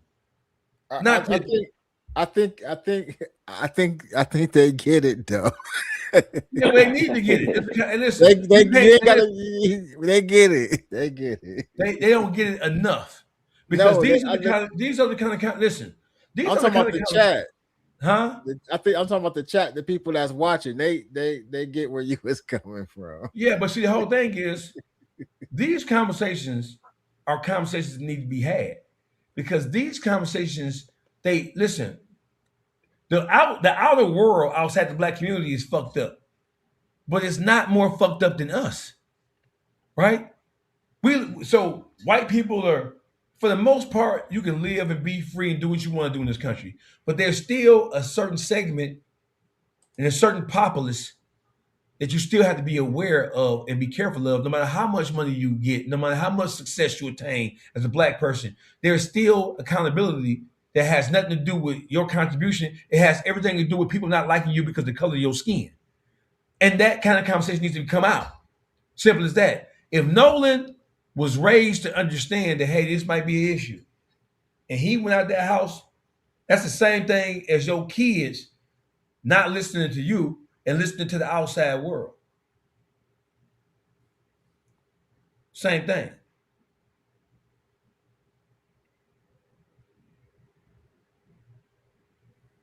We done for the night? Yeah, I think we didn't cook for the night, man. I think we cooked. I think it was I mean, you know, it was a good conversation for sure. You know what though? Flacco, produce that paperwork. You know what I mean? Pull that paperwork. Somebody, Wack, whoever got it, pull it out. Let us see the paperwork, man. You know, but you know, I definitely always enjoy the live streams and shit. Salute the Dawgface, Underdawg, My man. and that girl Henny and the Ruler Gang for sure. Salute.